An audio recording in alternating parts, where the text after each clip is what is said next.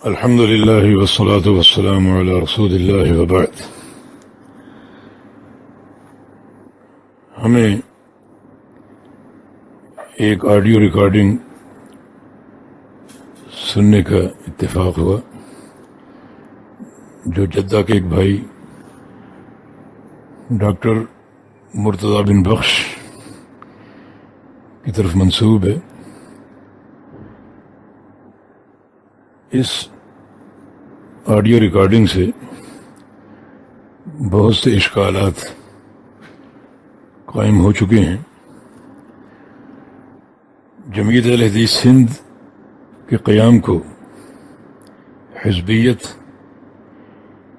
یا تحزب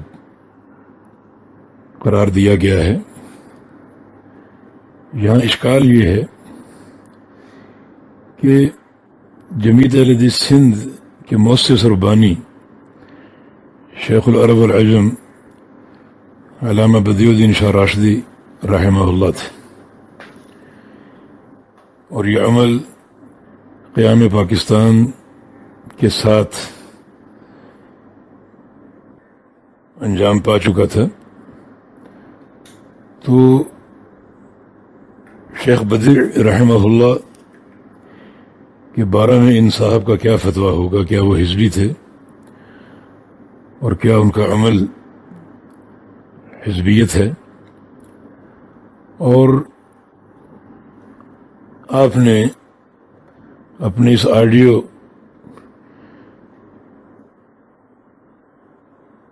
ریکارڈنگ میں آخر میں شیخ ربیع کا قول پیش کیا ہے کہ حزبیوں کی کتب اور بالخصوص جو کتب حدیث پر ان کی شروع ہیں ان کا مطالعہ نہ کیا جائے۔ تو ہمارے شیخ بدیع رحمہ اللہ اگر حزبی ہیں تو ان کی لگ بھگ 100 کے قریب مؤلفات ہیں، ان کا کیا حکم ہے؟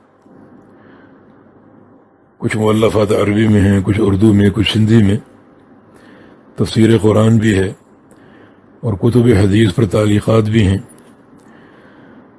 تو انہیں اٹھا کر کیا دریا برد کر دیا جائے؟ کیونکہ حزبیوں کی کتب سے استفادہ کرنا آپ کی نقل کے مطابق جائز نہیں ہے، تو پھر شیخ رحمہ اللہ کی ان تمام کتب پر کیا حکم لگائیں گے اور کیا فتویٰ صادر کریں گے؟ اور اس کے ساتھ ساتھ اس سے قبل قیام پاکستان کے ساتھ ہی لاہور میں پاکستان کی سطح پر جمعیت اہل حدیث پاکستان کا قیام عمل میں آیا،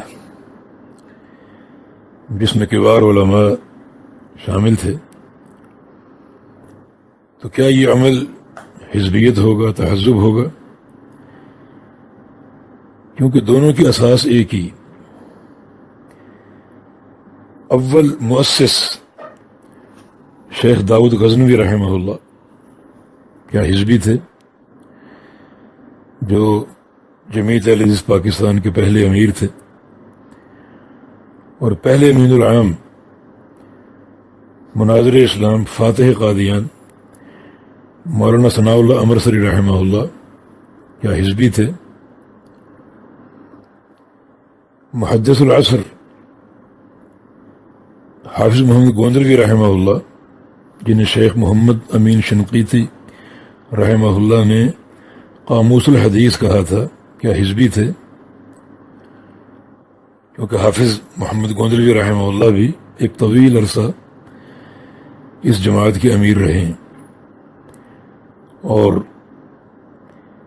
سلفیت کے عظیم مجاہد الرائد شیخ الحدیث مولانا اسماعیل سلفی رحمہ اللہ، جو ایک طویل عرصہ جمعیت اہل حدیث پاکستان کے ناظم اعلیٰ رہے، کیا حزبی تھے؟ علامہ احسان علیہ ظہیر کیا حزبی تھے؟ مولانا عبداللہ شیخ الحدیث گجرانوالہ کیا حزبی تھے؟ مولانا محمد صدیق شیخ الحدیث جامعہ سلفیہ فیصل آباد کیا حزبی تھے؟ مولانا معین الدین لکھوی رحمہ اللہ کیا حزبی تھے، مولانا عطاء اللہ حنیف شارح سنن نسائی کیا حزبی تھے، محدث جلال پور پیر والا شیخ سلطان محمود شیخ الحدیث جنہوں نے تقریباً 50 سال صحیح بخاری پڑھائی کیا حزبی تھے، شیخ عبد الخالق رحمانی آف کراچی کیا حزبی تھے، شیخ محمد یحییٰ عزیز میر محمدی کیا حزبی تھے،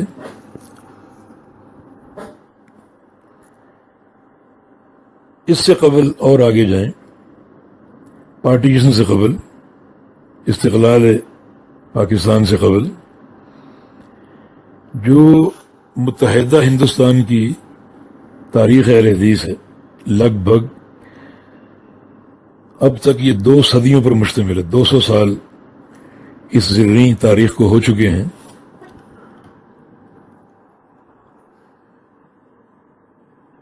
اور تب سے جمیعت اہل حدیث ہند کے نام سے کام ہو رہا ہے۔ کیا یہ سارا عمل حزبیت ہے؟ میں نے شارح سنن نبی داؤد مولانا شمس الحق ڈیانوی رحمہ اللہ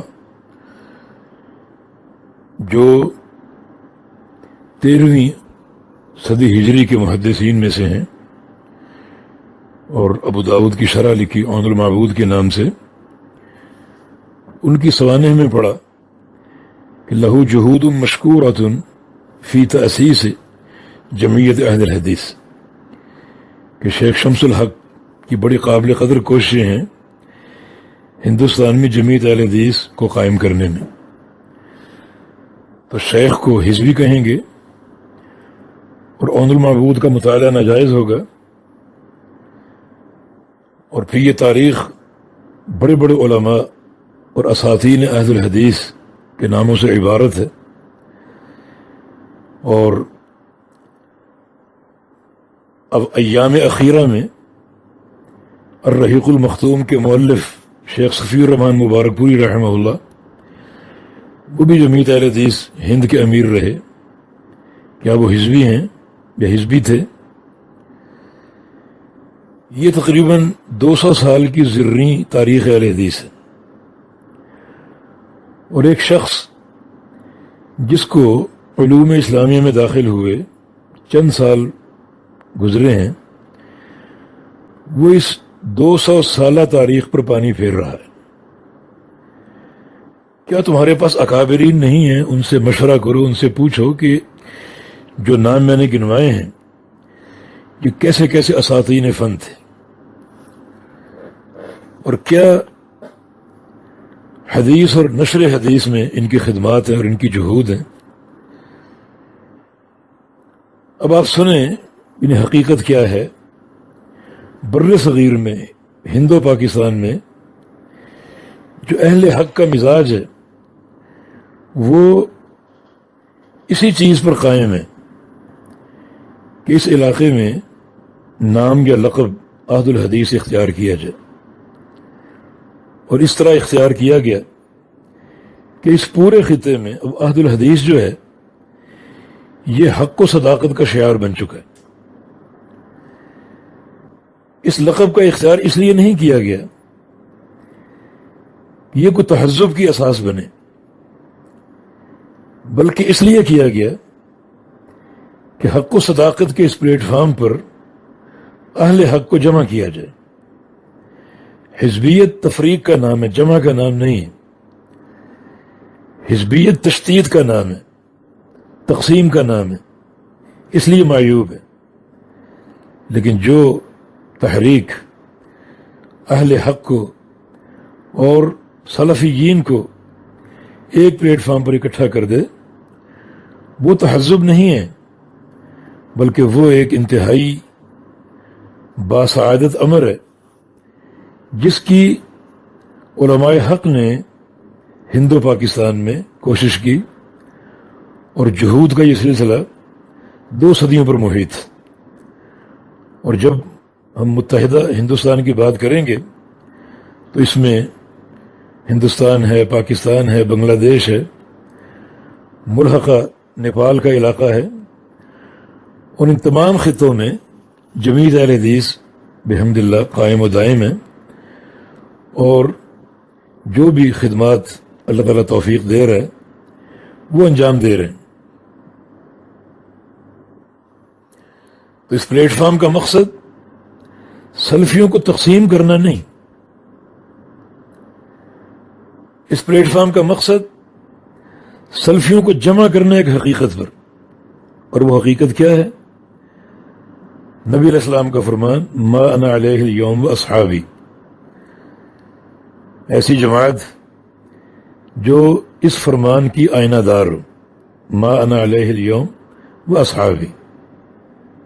اب آئیے پورے بر صغیر میں دیکھیے اہل الحدیث کو، ان کے عقیدے کو، ان کے منہج کو، اس شعار کی حامل کون سی جماعت ہے؟ اس جماعت کا تشخص تو اللہ کے پیارے پیغمبر کے فرمان سے ثابت ہے۔ نبی علیہ السلام نے اس جماعت کو جنتی کہا اور باقی 72 فرقوں کو جہنمی قرار دیا۔ جو جماعت جنتی ہے، طائفہ منصورہ ہے، اور حق پر قائم ہے، اسے ایک شخص حزبی قرار دے یا اس کو حزبیت قرار دے، یہ انتہائی ایک افسوسناک عمل ہے۔ میں اسی اہل الحدیث کے لقب کو تاریخ سے بتانا چاہتا ہوں کہ ہم جو بر صغیر کے اہل الحدیث ہیں انہوں نے اس لقب کو اختیار کیوں کیا۔ ایک سلفی لقب مبارک ہے، لیکن سلفی کون ہیں؟ صحابہ اور تابعین اور اتباع تابعین کے منہج کے پیروکار، اور وہ اہل الحدیث ہیں۔ صحابہ اہل الحدیث تھے، تابعین اہل الحدیث تھے، اور اہل حدیث کے نام سے اپنے اپنے علاقوں میں معروف تھے۔ یہ لقب اہل الحدیث کب سے شروع ہوا اور کہاں کہاں تک پھیلا؟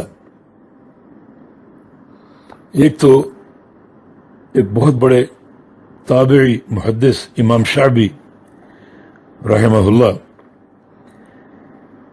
جن کا 48 صحابہ سے سماع ثابت ہے، وہ فرماتے ہیں کہ تمام صحابہ اہل الحدیث تھے۔ ایک عظیم محدث اور مؤلف ابو منصور عبد القاہر تمیم البغدادی، جو 5ویں صدی ہجری کے علماء میں سے ہیں، ان کی کتاب اصول الدین مطالعے کے قابل ہے۔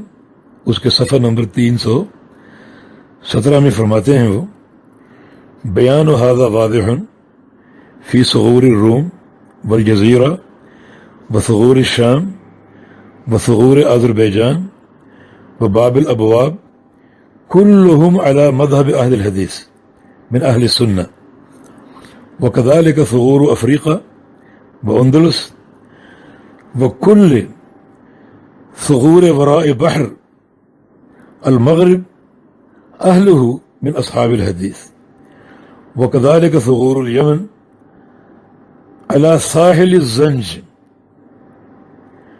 فرماتے ہیں کہ صراحت سے معلوم ہوا روم، جزیرہ، شام، آذربائیجان کے علاقوں کے تمام مسلمان اہل حدیث مسلک پر تھے۔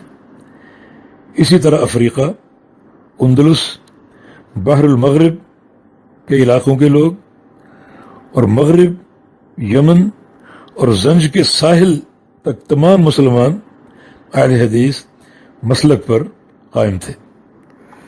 ہمارے شیخ بدی الدین رحمہ اللہ اس قول پر شرح کرتے ہوئے فرماتے ہیں کہ چنانچہ جنگ یرموک 21 ہجری میں امیر المؤمنین عمر رضی اللہ عنہ کے حکم سے عمیر ابن سعید انصاری رضی اللہ تعالی عنہ نے رومیوں پر چڑھائی کی اور فتح پائی 21 ہجری میں۔ اس کا حوالہ فتوح البلدان صفحہ 143۔ اور ایاز ابن غنم الفہری رضی اللہ عنہ نے الجزیرہ کو فتح کیا، فتوح البلدان صفحہ 179، اور الاصابہ جلد 2 صفحہ 50۔ اور پہلی مرتبہ سن 14 ہجری میں ابو عبیدہ بن جراح رضی اللہ تعالی عنہ نے شام کو صلح کے ذریعے فتح کیا، اور دوسری مرتبہ خالد بن ولید نے جنگ کے ذریعے سے فتح کیا۔ حوالہ مذکورہ، یعنی یہ صحابہ کے دور میں یہ فتوحات ہو چکی تھیں، اور اس عظیم محدث کے فرمان کے مطابق ان علاقوں کے تمام لوگ اہل حدیث تھے۔ یہ صحابہ اور تابعین کا دور ہے، اور اس دور میں تمام مسلمانوں کو اہل الحدیث جو ہے وہ قرار دیا گیا ہے۔ موسیٰ بن نصیر تابعی ہیں، سن 92 ہجری میں اندلس کو فتح کیا، جس کی وجہ سے انہیں فاتح اندلس کہا جاتا ہے۔ تو گویا 92 ہجری کی خبر سامنے آ رہی ہے کہ اس کے بعد وہاں لوگ اہل الحدیث مسلک پر قائم ہو گئے، اور یہ تابعین کا ذرّی دور تھا، بلکہ اس جنگ میں بہت سے تابعین شریک تھے۔ حنش بن عبید شریک تھے، جو جناب علی بن ابی طالب، ابن عباس، ابو درداء، فضیل بن عبید اور رویفع بن ثابت کے شاگرد تھے، اور عبداللہ بن عمر رضی اللہ عنہما کے شاگرد عبد الرحمن بن عبداللہ الغافقی المکی، عبداللہ بن عمرو بن عاص کے شاگرد زید بن قاصد الشلسکی وغیرہ، یہ جلیل القدر تابعین بنفس نفیس اس لڑائی میں شریک ہوئے، اور افریقہ کی لڑائی میں رویفع بن ثابت رضی اللہ عنہ لڑے تھے۔ اور یہ وہ صحابہ اور تابعین کے دور کی باتیں ہو رہی ہیں، اور ان ادوار میں ان تمام علاقوں میں روم، جزیرہ، شام، آذربائیجان، اور پھر افریقہ، اندلس اور مغرب اور ثغور یمن اور زنج کے ساحل تک اہل حدیث جو تھے وہ پھیل چکے تھے۔ یعنی جو ہم ہندوستان کے اہل الحدیث ہیں، انہوں نے اس لقب کو اختیار کیا۔ یہ لقب ان کا خود ساختہ نہیں ہے، بلکہ ایک زرعی تاریخ کا حصہ ہے۔ صحابہ اور تابعین کے دور کی تاریخ، جس میں جماعت اہل حدیث کے وجود کا ذکر بصراحت ملتا ہے، اور اسی طرح بڑے بڑے علماء نے، محدثین نے اہل الحدیث کا تذکرہ کیا ہے اس لقب کا۔ امام بخاری، امام مسلم، امام ترمذی، امام نسائی، امام ابو داود، ان سب کے استاد قتیبہ بن سعید فرماتے ہیں: اذا رأيت الرجل يحب احد الحديث مثل يحيى بن سعيد القطان وعبد الرحمن بن مهدي واحمد بن حنبل واسحاق بن راهوي وذكر قوم آخرين فإنه على السنة ومن خالف هذا فاعلم انه مبتدع۔ انہوں نے ایک اہل الحدیث کی اس نام کو لے کر ایک جماعت کا ذکر کیا کہ جب آپ دیکھیں کہ ایک شخص اہل الحدیث سے محبت کرتا ہے، جیسے یحییٰ بن سعید ہیں، القطان، عبد الرحمن بن مہدی ہیں، احمد بن حنبل ہیں، اسحاق بن راہوے ہیں، اور بھی ایک بڑی جماعت کا ذکر کیا، تو فرمایا کہ وہ سنت پر قائم ہے، اور جو ان کی مخالفت کرے گا وہ مبتدع ہے۔ اور امام بخاری رحمہ اللہ، امام مسلم رحمہ اللہ، نسائی، ابو داود، ابن ماجہ، ابن خزیمہ اور ابو حاتم الرازی وغیرہ کے استاد ابن سنان القطان رحمہ اللہ فرماتے ہیں: لیس فی الدنیا مبتدع الا وهو یبغض اہل الحدیث، کہ دنیا میں کوئی بدعتی نہیں ہوگا مگر وہ اہل حدیث سے بغض رکھے گا۔ اس قول کو پیش کرنے کا مقصد یہ ہے کہ دوسری صدی ہجری کے یہ محدث ہیں اور جماعت اہل حدیث کا ذکر کر رہے ہیں۔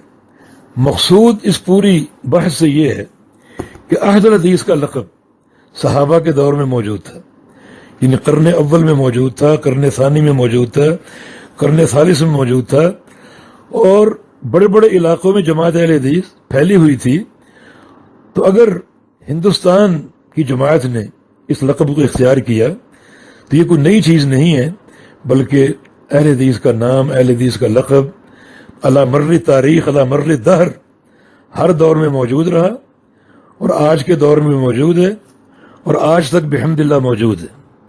اور یہ بات یاد رکھیے کہ اہل الحدیث، اہل السنہ، طائفہ منصورہ، جماعہ یا سلفیین، ان میں کوئی فرق نہیں ہے۔ الاجوبہ المفیدہ جو شیخ صالح الفوزان کے سوال و جواب پر مشتمل ایک نافع کتاب ہے، اس کے جو محقق اور معلق ہیں وہ فرماتے ہیں کہ وَهَذَا هُوَ قَوْلُ أَئِمَّةِ الْحَدِيثِ فَالْفِرْقَةُ النَّاجِيَةُ هُمُ الطَّائِفَةُ الْمَنْصُورَةُ وَهُمْ أَهْلُ الْحَدِيثِ وَهُمْ أَهْلُ السُّنَّةِ وَالْجَمَاعَةِ وَهُمُ الْجَمَاعَةُ وَهُمُ السَّلَفِيُّونَ كما صرح بذلك عدد غير قليل من السلف والخلف، وإليك بعض أقوالهم. يقول الإمام أحمد رحمه الله أقبح حديث وستفترق أمتي. يقول الإمام أحمد إن لم يكونوا أهل الحديث فلا أدري من هم. یعنی وہ فرماتے ہیں کہ ائمہ حدیث کا، بہت سے ائمہ حدیث کا یہ قول ہمیں ملتا ہے کہ فرقہ ناجیہ، طائفہ منصورہ ایک ہی ہیں، اور وہی اہل الحدیث ہیں، اور وہی اہل السنہ والجماعہ ہیں، اور وہی الجماعہ ہیں، اور وہی سلفی ہیں۔ فرماتے ہیں کہ بہت سے سلف اور خلف نے اس کی صراحت کی ہے۔ مثلا امام احمد بن حنبل حدیث الفرق بیان کر کے فرماتے ہیں کہ اگر یہ فرقہ ناجیہ، طائفہ منصورہ اہل حدیث نہیں ہے تو میں نہیں جانتا وہ کون ہے۔ اسی طرح امام حاکم رحمہ اللہ معرفت علوم الحدیث میں فرماتے ہیں کہ وہ اہل الحدیث ہیں۔ امام عبد الرحمن مبارک پوری رحمہ اللہ تحفۃ الاحوذی شرح جامع ترمذی میں نقل فرماتے ہیں ابو الیمن ابن عساکر کا قول لیہنی اہل الحدیث هذه البشرى فهم ان شاء اللہ الفرقۃ الناجیہ، یعنی وہ حدیث جس میں 73 فرقوں کا ذکر ہے اور فرقہ ناجیہ کا بیان ہے کہ وہ ایک ہی ہوگا۔ فرماتے ہیں کہ اہل الحدیث کو مبارک ہو یہ خوشخبری، وہی انشاءاللہ فرقہ ناجیہ ہیں۔ امام ترمذی رحمہ اللہ حدیث لا تزال طائفۃ من امتی کے تحت فرماتے ہیں وسمعت البخاری یقول سمعت ابن المدینی ہم اہل الحدیث، یہ جو طائفہ منصورہ ہے جو حق پر ہمیشہ قائم رہے گا، میں نے امام بخاری سے سنا، وہ فرماتے ہیں کہ علی بن مدینی جیسا محدث فرماتا ہے کہ وہ اہل الحدیث ہیں۔ یہ 2 صدی ہجری اور 3 صدی ہجری کے محدثین کا ذکر ہو رہا ہے، اور آپ دیکھیں کہ ان کے ذکر میں جماعت اہل حدیث کا تذکرہ جا بجا مل رہا ہے، اہل الحدیث کا وجود جا بجا مل رہا ہے۔ تو ہندوستان کے جو اہل حق ہیں انہوں نے اسی لقب کو اختیار کیا اللہ کی توفیق سے، اور اس بر صغیر میں اہل الحدیث کے نام سے جماعت کی تشکیل کی، تاکہ جو بکھرے ہوئے سلفی ہیں مختلف جگہوں میں، علاقوں میں، کونوں میں، انہیں اس ایک پلیٹ فارم کے تحت متحد کیا جائے، اکٹھا کیا جائے، جمع کیا جائے، نہ اس لیے کہ اس پلیٹ فارم سے اہل حق کو تقسیم کیا جائے۔ تحزب تقسیم کا نام ہے، نہ کہ جمع کا نام ہے، اور تحزب تفریق کا نام ہے، نہ کہ لوگوں کو متحد کرنے کا نام ہے۔ تو الغرض اس پوری تقریر کا ماحصل یہ ہے کہ بر صغیر میں، ہندوستان میں، پاکستان میں اور ملحقہ علاقوں میں جمعیت اہل حدیث کا قیام جو ہے وہ ایک ایسے لقب کا اختیار کرنا ہے جو سلف صالحین کے دور میں رائج تھا، اور علی مر الدہور یہ چلتا رہا، ہر دور میں موجود رہا، اور آج بھی بحمد اللہ موجود ہے۔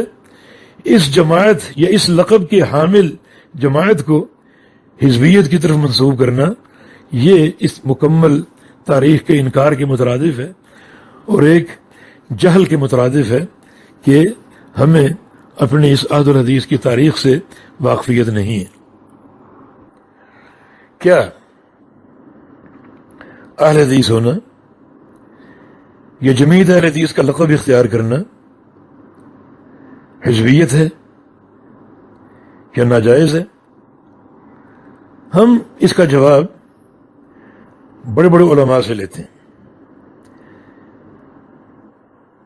دیکھیں، شیخ صالح بن عثیمین رحمہ اللہ، شیخ ابن باز رحمہ اللہ، میں خود شیخ بدی الدین رحمہ اللہ کے کئی مکتوب، کئی خط جو جمیعت اہل حدیث سندھ کے لیٹر پیڈ پر لکھے جاتے تھے، اور وہ امیر جمیعت اہل حدیث سندھ کے نام سے ان مشائخ کو لکھا کرتے تھے، میں نے وہ خود ان تک پہنچائے ہیں، اور یہ مشائخ ان کا جواب بھی دیتے تھے۔ بلکہ ایک خط تو شیخ ابن عثیمین کا ریکارڈ پر موجود ہے کہ انہوں نے شیخ بدی رحمہ اللہ کو رئیس جمیعت اہل حدیث سندھ کے نام سے مخاطب کر کے ان کے خط کا جواب دیا۔ سعودی عرب کی تاریخ میں ایک بڑے عالم اور محدث اور ایک فقیہ پیدا ہوئے ہیں جن کا میں بڑا قدردان ہوں، اور وہ ہیں شیخ محمد امان علی جامی رحمہ اللہ۔ یہ 5 سال پاکستان میں رہے، 70 کی دہائی میں جمیعت اہل حدیث پاکستان بھی موجود تھی، جمیعت اہل حدیث سندھ بھی موجود تھی۔ اور یہاں ایک خلش دور کر دوں کہ جمیعت اہل حدیث پاکستان کے ساتھ جمیعت اہل حدیث سندھ یہ کوئی تحزب نہیں تھا، بلکہ جمیعت اہل حدیث پاکستان نے جمیعت اہل حدیث سندھ کے ساتھ تنسیقی عمل کیا تھا کہ جو سندھ کی جمعیت ہے یہ ہماری ترجمان ہے، یہ ایک ہی ہے، یہ کوئی تحزب یا افتراق نہیں ہے۔ چنانچہ شیخ جامی رحمہ اللہ 5 سال رہے، جمعیت کے عمل کو جانتے ہیں، جمعیت کے علماء سے ملتے تھے، اور بڑے اخلاق و محبت سے گھل مل گئے تھے، اور جمعیت کے ادارے جامع سلفیہ میں مدرس رہے۔ اگر یہ حزبیت کا عمل محسوس کرتے تو اس کے خلاف وہ بات کرتے، وہ علماء حق میں سے تھے، لیکن کبھی، حتیٰ کہ لوٹنے کے بعد بھی کبھی انہوں نے اس ہمارے پاکستان کے عمل کو کبھی حزبیت نہیں کہا اور کبھی تحزب سے تعبیر نہیں کیا۔ اور یہ ایک ایسے فقیہ تھے جو فقہ الواقع کو بحمد اللہ جانتے تھے اور علماء سے ملتے تھے۔ کئی بار وہ سندھ بھی تشریف لائے اور میں ان سے ملاقات کرتا تھا، لیکن کبھی انہوں نے اس عمل کو حزبیت نہیں کہا۔ یہ تو چند ایسے شواہد ہیں جو اس بات پر دلالت کرتے ہیں کہ ان بزرگوں نے ہماری اس جمعیت کو کس نگاہ سے دیکھا۔ اگر یہ تحزب ہوتا تو اس کا ساتھ دیتے، اس کی تائید کرتے، اس کے خلاف کبھی کیوں نہیں بولے اور کیوں نہیں کبھی کلمہ حق کہا۔ اب یہ جو جماعتیں جو آپ یعنی عدم فہم کی بنا پر جو ہے ایک تنقید کر رہے ہیں، عدم فہم کی بنا پر، اب جمیعت اہل حدیث سندھ ہو یا پاکستان ہو یا ہند ہو،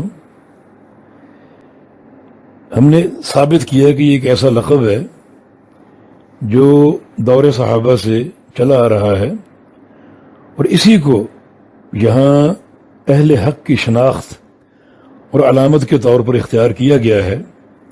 مسئلہ اب یہ ہے کہ اہل حق کی ایک جماعت کا ہونا غلط ہے کیا؟ اہل حق کی ایک جماعت کو جو حق کی داعی ہے اور مانا علیہ وصحابی کی ترجمان ہے، اس جماعت کا وجود کیا حزبیت ہے؟ کیا ایک جماعت موجود نہیں ہوگی؟ ایک جماعت کی موجودگی میں کوئی جماعت ہوگی، وہ حزبیت ہوگی۔ اہل حق کی موجودگی میں کوئی جماعت اگر تشکیل پائے گی، بنے گی، وہ حزبیت ہوگی، کیونکہ وہ تفریق کا سبب ہوگی۔ لیکن جو پہلی جماعت ہے، جو حق و صداقت کا شعار اور ترجمان ہے، اسے کس بنا پر حزبیت کہا جائے گا؟ کس کو تقسیم کر رہی ہے اور کس کی تشدید کا باعث بن رہی ہے؟ اب سنیں، ایک جماعت کی موجودگی ثابت ہے۔ رسول اللہ صلی اللہ علیہ وسلم کا فرمان، لا تزال طائفة من امتی علی الحق ظاہرین لا يضرهم من خذلهم ولا من خالفهم حتى يأتي امر اللہ وهم على ذلك. صحیح مسلم 1920 حدیث نمبر. اس حدیث میں آپ کیا فرما رہے ہیں کہ میری امت کا ایک طائفہ، ایک جماعت یا ایک اصحابہ. شیخ صالح الفوزان فرماتے ہیں تینوں الفاظ درست ہیں.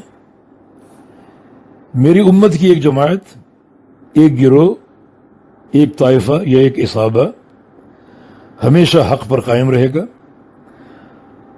اور جو ان کو نقصان پہنچانے کے درپے ہوگا یا مخالفت کے درپے ہوگا وہ انہیں کوئی نقصان نہ پہنچا سکے گا، اور وہ طائفہ قائم رہے گا حتیٰ کہ اللہ کا امر آ جائے، یعنی قیامت آ جائے. بتائیے کہ رسول اللہ صلی اللہ علیہ وسلم نے ایک جماعت کے ہمیشہ حق پر قائم رہنے کی پیش گوئی نہیں فرمائی؟ اگر فرمائی ہے تو ایک جماعت کا وجود تو ماننا پڑے گا. اس جماعت کو آپ کیسے حزبیت کہیں گے؟ اس کا وجود تو ماننا پڑے گا، اس کو آپ کیسے حزبیت کہیں گے؟ اور وہ جماعت تا قیام قیامت قائم رہے گی. نبی علیہ السلام نے اس جماعت کا علاقہ یا اس کا کوئی خطہ محدود نہیں فرمایا کہ وہ کہاں ہوگی، اس کی کیا زبان یا بولی ہوگی. اور اس کی ایک علامت بیان کی، جیسا کہ دوسری حدیث میں مزید وضاحت ہوتی ہے. جامع ترمذی، مستدرک حاکم اور دیگر بہت سی کتب حدیث میں جو اپنے تمام طرق اور شواہد کے ساتھ صحیح قرار دی گئی ہے. افترقت اليہود على 71 فرقة وافترقت النصارى على 72 فرقة وستفترق هذه الأمة على 73 فرقة كلها في النار إلا واحدة. قلنا من هي يا رسول الله؟ قال من كان على مثل ما أنا عليه وأصحابي. اس حدیث مبارک میں رسول اللہ صلی اللہ علیہ وسلم نے 73 فرقوں کی نشاندہی فرمائی، پیش گوئی فرمائی، اور یہ دو ٹوک اعلان فرمایا کہ سب جہنم میں جائیں گے سوائے ایک کے. تو اس ایک فرقہ یا جماعت کا وجود مانو گے یا نہیں مانو گے؟ صحابہ نے پوچھا وہ کون ہے؟ تو آپ نے اس کے نام کا تعین نہیں فرمایا، نہ ان کے علاقے یا خطے کا، نہ ان کی زبان یا بولی کا، بلکہ ایک علامت بیان فرما دی، من کان علی مثل ما انا علیہ واصحابی. یہ وہ لوگ ہیں جو جہاں بھی ہوں اس چیز پر قائم ہوں جس پر میں اور میرے صحابہ ہیں. یہ سعودی لجنہ دائمہ کا جو مطبوعہ فتاوی پر مشتمل ایک مجموعہ اور کتاب ہے، اس میں ایک سائل نے پوچھا کہ فرقہ ناجیہ کی صفات کیا ہیں، ان کا طریقہ کیا ہے، ان کا علاقہ کون سا؟ لجنہ کا جواب، فرقہ ناجیہ وہ ہے جو رسول اللہ صلی اللہ علیہ وسلم اور صحابہ کرام کے راستے پر چلے.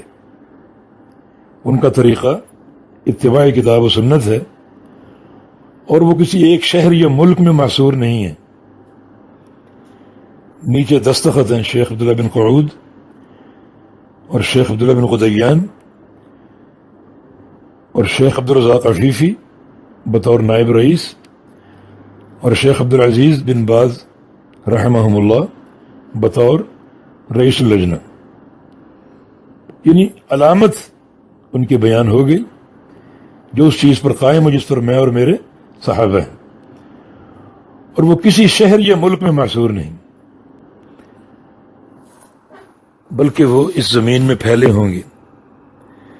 بلکہ میں یہ سمجھتا ہوں کہ پوری دنیا میں ہر مقام پر پھیلے ہوں گے، کیونکہ نبی علیہ السلام کی پیش گوئی ہے کہ حق ہر گھر میں داخل ہوگا، تو وہ اہل حق کے ذریعے داخل ہوگا. تو اہل حق کا ہر مقام پر موجود ہونا ضروری. فرمایا کہ یبلغ ھذا الدین ما بلغ اللیل والنہار، یہ دین وہاں تک پہنچے گا جہاں تک رات اور دن پہنچی. یعنی ہر مقام پر دین پہنچے گا تو اہل حق کے ذریعے پہنچے گا، اس جماعت کے ذریعے جو اس چیز پر قائم ہو جس پر اللہ کے پیارے پیغمبر اور صحابہ کرام تھے. تو اس جماعت کا وجود ہر مقام پر ناگزیر ہے. ایک اور حدیث میں ارشاد گرامی، لا يبقى على ظهر الارض بیت مدر ولا وبر الا ادخلہ اللہ کلمۃ الاسلام، کہ اس زمین کی پشت پر کوئی کچا یا پکا گھر نہیں بچے گا، اللہ ہر گھر میں کلمہ اسلام کو پہنچائے گا. کس کے ذریعے؟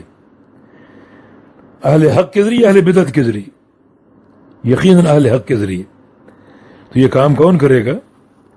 جو حق پر ہیں، وہ لوگ جو ما انا علیہ واصحابی کا مصداق ہیں، وہ یہ کام انجام دیں گے.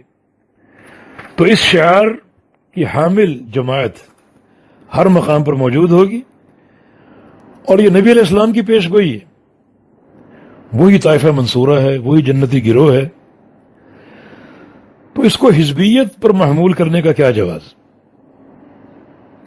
اگر یہ حزبیت ہے، یعنی ایک جماعت کا وجود، تو پھر یہ طعن نبی علیہ السلام کے ارشاد پر ہے. جس جماعت کو آپ نے جنتی جماعت قرار دیا اسے آپ حزبیت کہیں. تو ہمارا موقف یہ ہے کہ یہ جو پہلی جماعت ہے جس کے وجود کی نبی علیہ السلام نے خبر دی ہر دور کے لیے، ہر خطے کے لیے، اسے حزبیت نہیں قرار دیا جا سکتا. وہ تو اہل حق کو جمع کرنے کا پلیٹ فارم ہے. ہاں، اس جماعت کی موجودگی میں کوئی گروہ اگر تشکیل پائے گا، خواہ وہ بیت اللہ کے امام کی قیادت میں کیوں نہ ہو، وہ حزبیت ہوگی.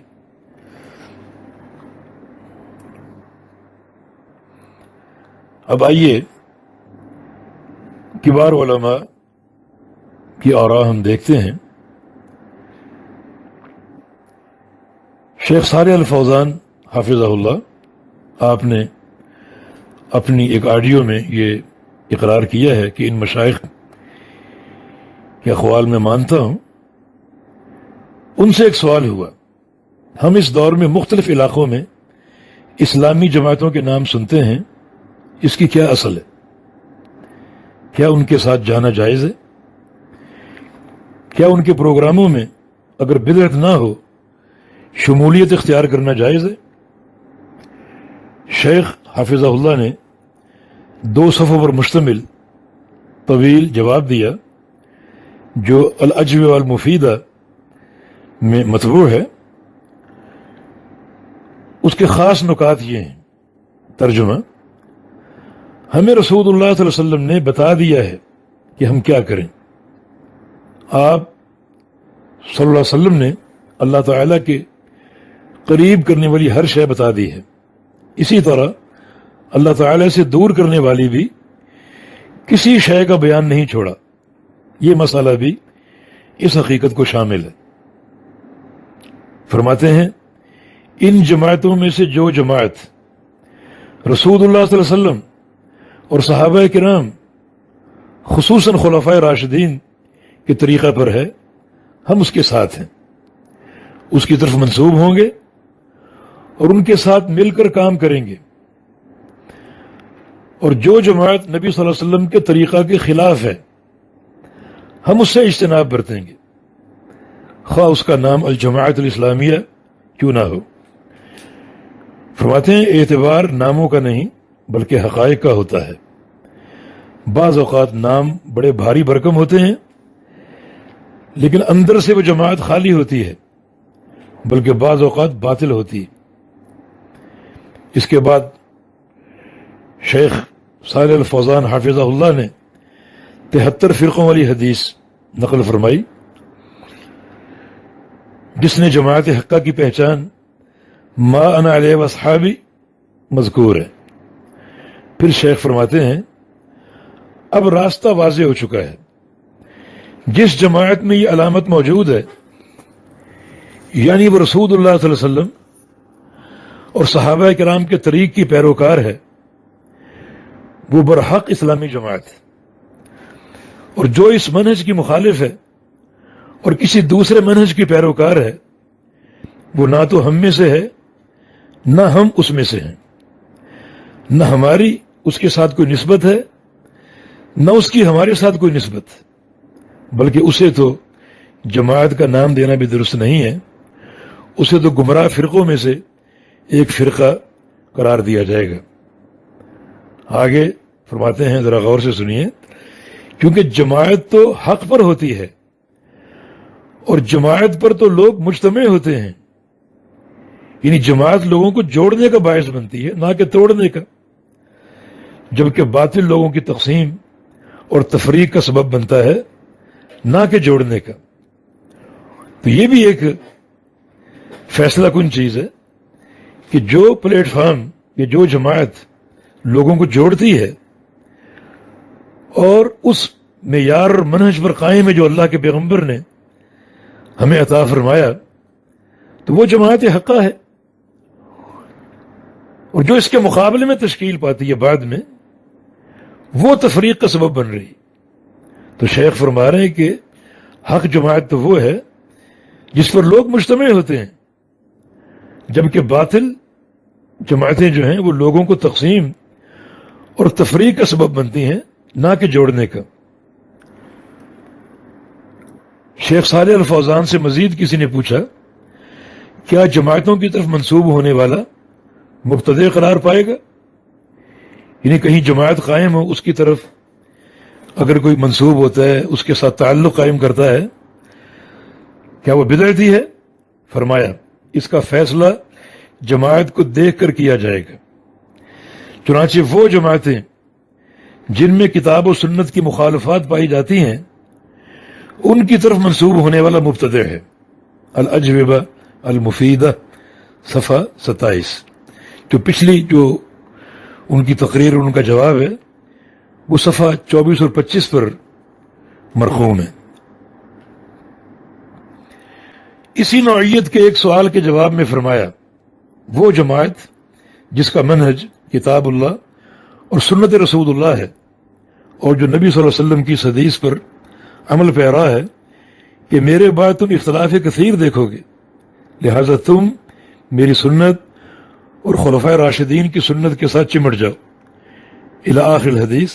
شیخ نے فرمایا، یہی معتبر جماعت ہے۔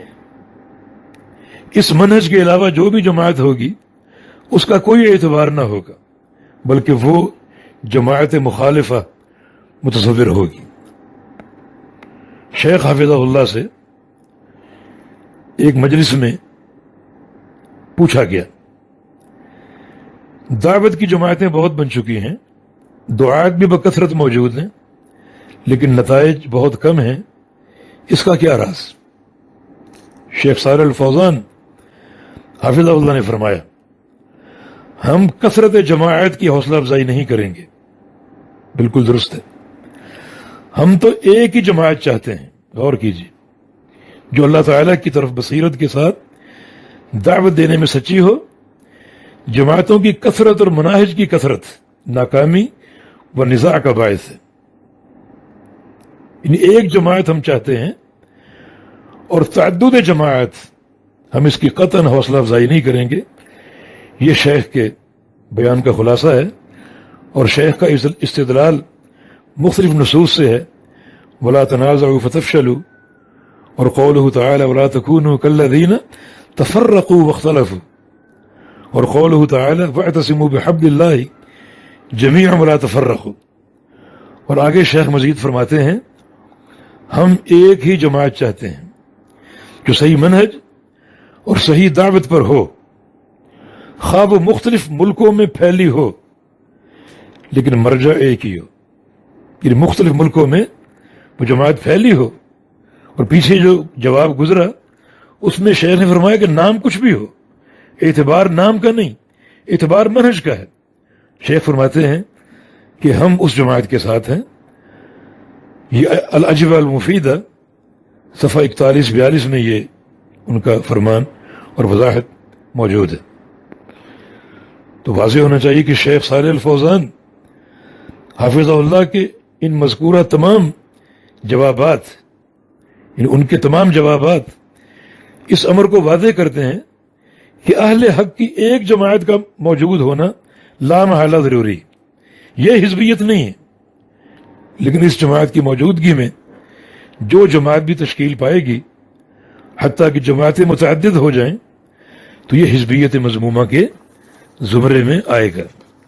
لیکن جو ایک جماعت منہج حق پر قائم ہے، ہم اس کے ساتھ ہیں، وہ حزبیت نہیں ہے۔ سماحت الشیخ عبدالعزیز بن باز رحمہ اللہ حدیث حذیفہ بن یمان پر بحث کرتے ہوئے فرماتے ہیں، اور ان کے اس فرمان کا ترجمہ، مسلمان پر واجب ہے کہ وہ مسلمانوں کی جماعت کو لازم پکڑے، مسلمانوں کی جماعت کو لازم پکڑے، ان کے ساتھ تعاون کرے۔ وہ جماعت کہیں بھی ہو، خواہ وہ جزیرہ عربیہ میں ہو، مصر میں ہو، شام میں ہو، عراق میں ہو، امریکہ میں ہو، یورپ میں ہو، یا کسی دوسرے مقام پر ہو۔ مزید فرماتے ہیں، جب مسلمان کسی ایسی جماعت کو پالے جو حق کی طرف دعوت دینے والی ہے، تو ان کی مدد کرے، ان کے ساتھ چلے، ان کی اعانت اور تشجیع کرے، اور انہیں حق اور بصیرت پر ثابت قدمی کا درس دے۔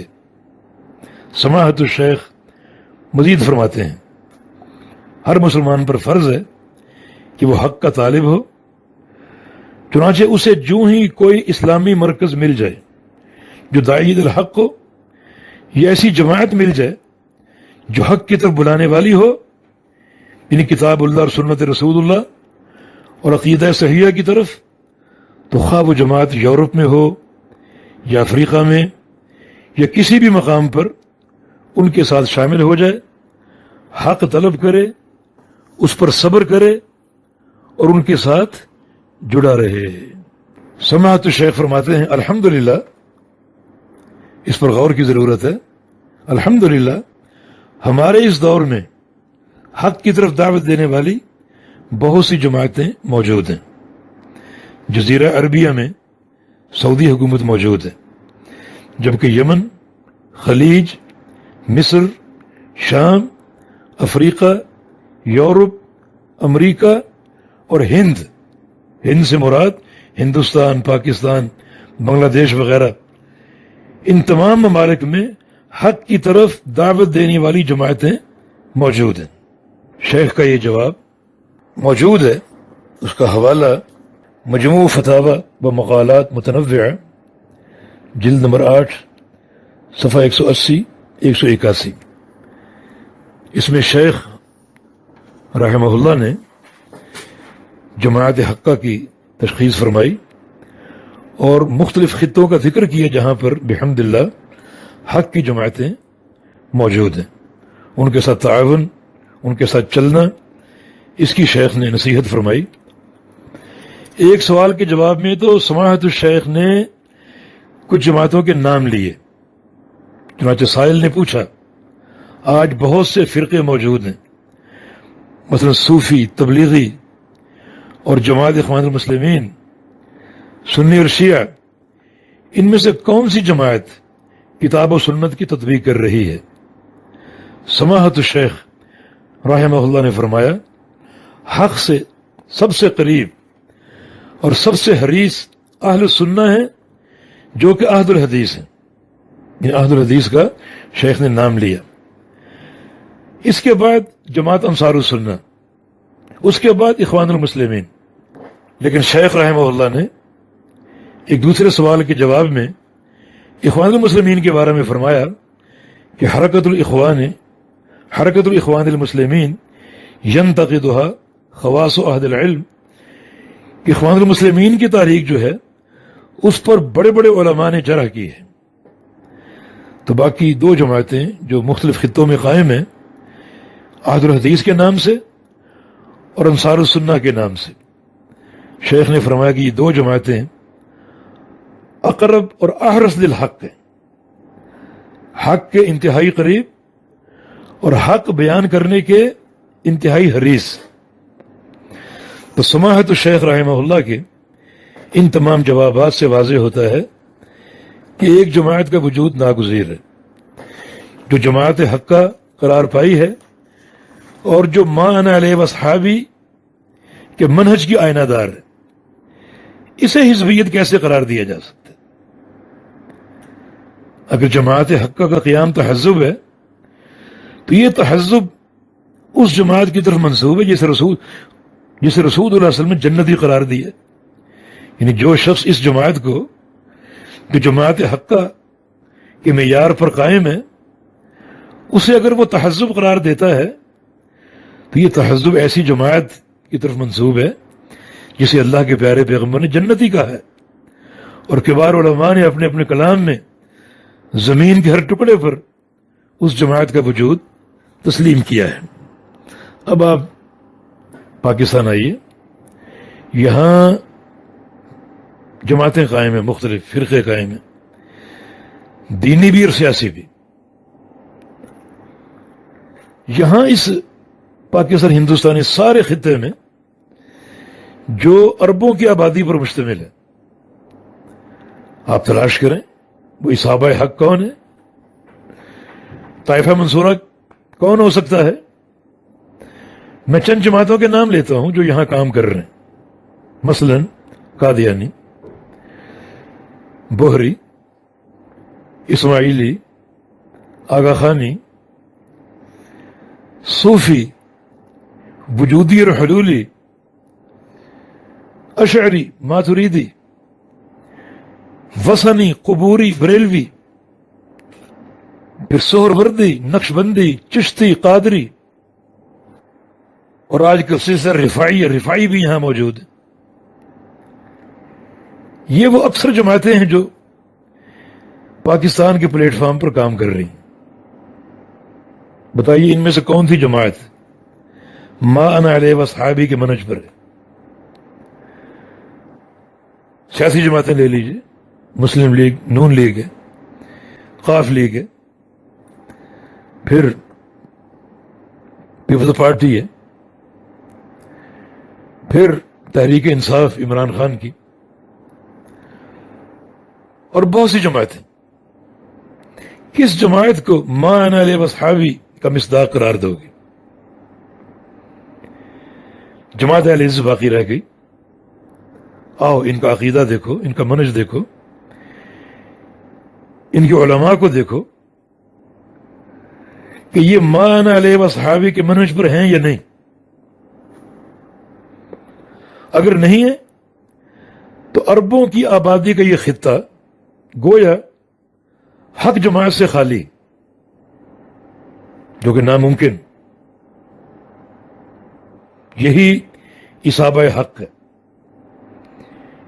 انشاءاللہ یہی طائفہ منصورہ ہے۔ نبی علیہ السلام کے فرامین کے مطابق اسے حزبیت قرار دینے کی جرت کون کر سکتا ہے؟ ایک بات میں کرتا ہوں، ہو سکتا ہے میرے بھائی مجھ سے ناراض ہوں، لیکن میں وہ بات کرنے سے قبل ہی معذرت کر لیتا ہوں۔ میں اپنے شیخ بدی الدین رحمہ اللہ، جن کی خدمات نصف صدی سے زائد پر محیط ہیں، انہیں میں پیش کرتا ہوں ڈاکٹر مرتضیٰ کے میزان پر۔ ہمارے شیخ کی پوری زندگی آپ پڑھ لیجئے، شیخ کے عمل سے، شیخ کے کردار سے کبھی ایک سلفی یا ایک اہل حدیث تقسیم ہوا ہو ثابت کیجئے۔ اگر یہ عمل تحزب ہے اور یہ جماعت حزبیت ہے تو مثالیں دے کر ذرا تحزب واضح تو کرو۔ کس مرحلے پر جماعت تقسیم ہوئی یا لوگ تقسیم ہوئے یا حزبیت قائم ہوئی؟ ایک حوالے سے اور غور کیجئے، جمعیت اہل سندھ اگر حزبیت ہے تو حزبیت تو نحوست ہے،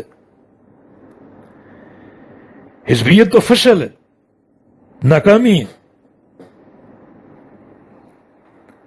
اور سنیے، شیخ رحمہ اللہ نے جب جمعیت اہل حدیث سندھ کی تشکیل فرمائی، سندھ کی سطح پر کراچی کو چھوڑ کر سندھ میں احد الحدیث کی کوئی مسجد نہیں تھی، تو اکا دکا ہو تو ممکن ہے۔ آج جمعیت اہل سندھ کے ان جہود اور شیخ رحمہ اللہ کی جہود اور تربیت کی برکت سے 1100 مساجد اہل حدیث جو جمعیت اہل حدیث سندھ کی نگرانی میں کام کر رہی ہیں موجود ہیں اور قائم ہیں۔ یہ برکت ہے یا نحوست؟ یہ کامیابی ہے یا فشل ہے؟ کیونکہ حزبیت تو نحوست ہے، اس میں تو کامیابی ہے ہی نہیں۔ جس وقت یہ پلیٹ فارم تشکیل دیا گیا، میرے شیخ نے مجھے بتایا کہ احد الحدیث خال خال کہیں ملتے تھے۔ اپنا ایک واقعہ شیخ نے روایت فرمایا، یہ ایک ریلوے اسٹیشن تھا غالباً شہداد پور۔ اس پر شیخ رحمہ اللہ ٹرین پر سوار ہوئے اپنے گاؤں سعید آباد آنے کے لیے۔ ان دنوں ایک ہی ٹرین چلتی تھی، اگر وہ چھوٹ جاتی تو پورا دن وہاں اگلی ٹرین کا انتظار کرنا پڑتا۔ ٹرین آ گئی، شیخ سوار ہو گئے، ابھی ٹرین رکی ہوئی ہے، شیخ نے دیکھا کہ اسٹیشن پر ایک شخص نماز پڑھ رہا ہے، سینے پہ ہاتھ بندھے ہوئے اور رفع الیدین کر رہے۔ شیخ بڑا خوش ہوئے اور سوچا کہ اس سے ملنا ضروری، لیکن اگر ملاقات کے لیے اترا تو ٹرین چھوٹ جائے گی اور پورا دن یہاں رکنا پڑے گا۔ شیخ نے پرواہ نہ کی، ٹرین چھوڑ دی، اتر آئے، ٹرین چلی گئی۔ اس شخص نے سلام پھرا اور شیخ نے اس سے ملاقات کی۔ یہاں شاہد یہ ہے کہ خال خال اہل حدیث تھے۔ اگر جمعیت اہل حدیث سندھ کا قیام نحوست ہوتا تو آج یہ لاکھوں اہل حدیث کن جہود کے نتائج ہیں؟ یہ برکت ہے یا نحوست ہے؟ سندھ کی سطح پر یہ لاکھوں اہل حدیث کا وجود، مساجد آباد ہیں، جمعے کے خطبات ہو رہے ہیں، دروس قائم ہیں، 20 مرکزی ادارے جو کتاب و سنت کی تعلیم دے رہے ہیں قائم ہیں۔ یہ کامیابی ہے یا ناکامی؟ برکت ہے یا نحوست؟ نتائج پر غور کیجئے کہ اس کو کیا کہا جائے گا۔ تو بحمداللہ جمعیت اہل حدیث کا منہج سب کے سامنے عیاں ہے۔ سندھ کی سطح پر یہ اہل حق کا پہلا پلیٹ فارم یا پہلی جماعت ہے جس میں وہ علامت موجود ہے جس کی تشخیص اللہ کے پیغمبر نے فرمائی کہ اس چیز پر قائم ہوگی جس پر میں اور میرے صحابہ قائم ہیں۔ جو ہم نے کہا تھا کہ اللہ کے نبی کی جماعت کا تسلسل ہے، تو ہم نے یہ واضح کیا کہ احد الحدیث کا لقب صحابہ، تابعین، اتباع تابعین، ائمہ محدثین ہر دور میں چلا ہے۔ بلکہ سندھ کا ایک پرانا حوالہ میرے ذہن میں آ رہا ہے، انشاءاللہ پیش کر دیا جائے گا۔ اس حوالے کے مطابق سندھ میں آنے والے ایک محدث نے اس بات کی تشخیص کی کہ سندھ کے اکثر لوگوں کو میں نے مذہب ظاہر پر پایا ہے۔ مذہب ظاہر سے ان کی مراد کتاب و سنت کے ظاہر پر فتویٰ دینے والے، تعویل کر کے نہیں بلکہ ظاہر کتاب و سنت سے مسائل کا استخراج کر کے فتویٰ دینے والے، جو کہ احد الحدیث کا تشخص ہے۔ تو قدیم دور سے احد الحدیث سندھ میں موجود ہے، زمانے مختلف آتے گئے، کبھی زیادہ کبھی کم، لیکن اب بحمداللہ جمعیت اہل حدیث سندھ جو قائم ہے اللہ کے فضل سے قیام پاکستان سے لے کر اب تک، اور یہ پہلا پلیٹ فارم تھا جو یہاں قائم ہوا، اور وہ علامت اس کے اندر موجود ہے جس کا تعین اللہ کے پیغمبر نے فرمایا اس چیز پر قائم ہو جس پر میں اور میرے صحابہ ہیں۔ اسے حزبیت کہنا بڑی جرت کی بات ہے، اور یہ تعجب کی بات ہے کہ جو شخص یعنی پیشے کا ایک ڈاکٹر ہے جس نے خود اس کا اعتراف کیا اور حالیہ چند سال سے وہ اس علم کی دنیا میں وارد ہوا، وہ لگ بھگ 200 سال کی تاریخ پر پانی پھیر رہے۔ اللہ کا خوف کیجئے، آپ کے پاس کیا اکابرین نہیں ہیں، علماء نہیں ہیں؟ آپ ان کی طرف مراجعت کیوں نہیں کرتے؟ ہم نے بعض شخصیات کا نام لیا، بھاری بھرکم شخصیات، ان سے استفسار کیوں نہیں کرتے؟ میں اس موقع پر نصیحت دوں گا ڈاکٹر صاحب کو کہ جو اس نہج کی سوچ رکھتے ہیں کہ آپ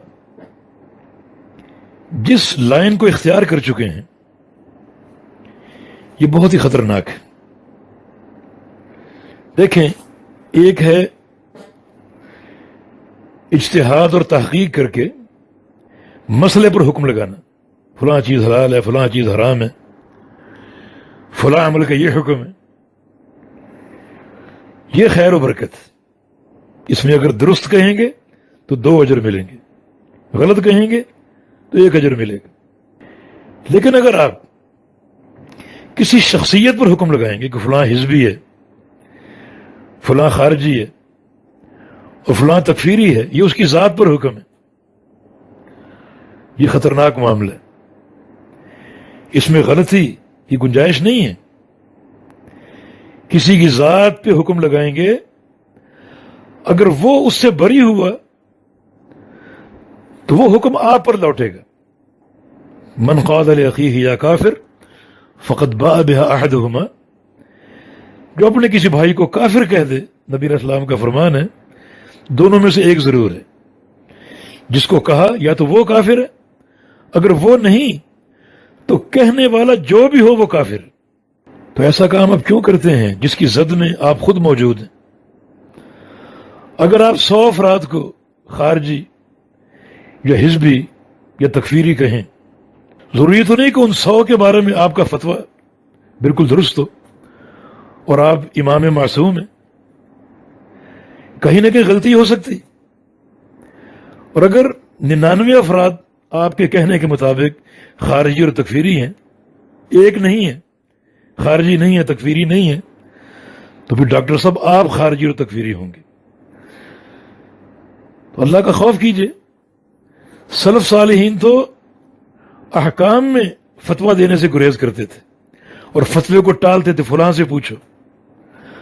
اور آپ کی دیدہ دلیری کہ آپ لوگوں کی ذاتوں پر حکم لگاتے ہیں اور ان کی شخصیات پر فتویٰ دیتے ہیں۔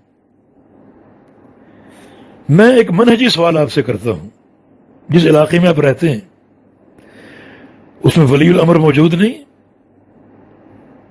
سعودی عرب، اگر وہاں ولی الامر نہیں ہے تو کہاں ہوگا؟ وہاں تو بحمدللہ جماعت واحدہ کی نعمت میسر ہے، وہاں کی حکومت، علماء، طلبۃ العلم، اور وہاں کی پبلک اور وہاں کے تجار سب ایک پیج پر ہیں۔ تو کیا وہاں کے ولی الامر نے فتویٰ کمیٹی نہیں بنائی ہوئی؟ بالکل بنائی ہوئی۔ ولی الامر کی بنائی ہوئی فتویٰ کمیٹی کے ہوتے ہوئے کسی شخص کو فتویٰ دینا روا ہوگا؟ اور وہ بھی ایسا فتویٰ جس کا تعلق لوگوں کی ذات سے ہو،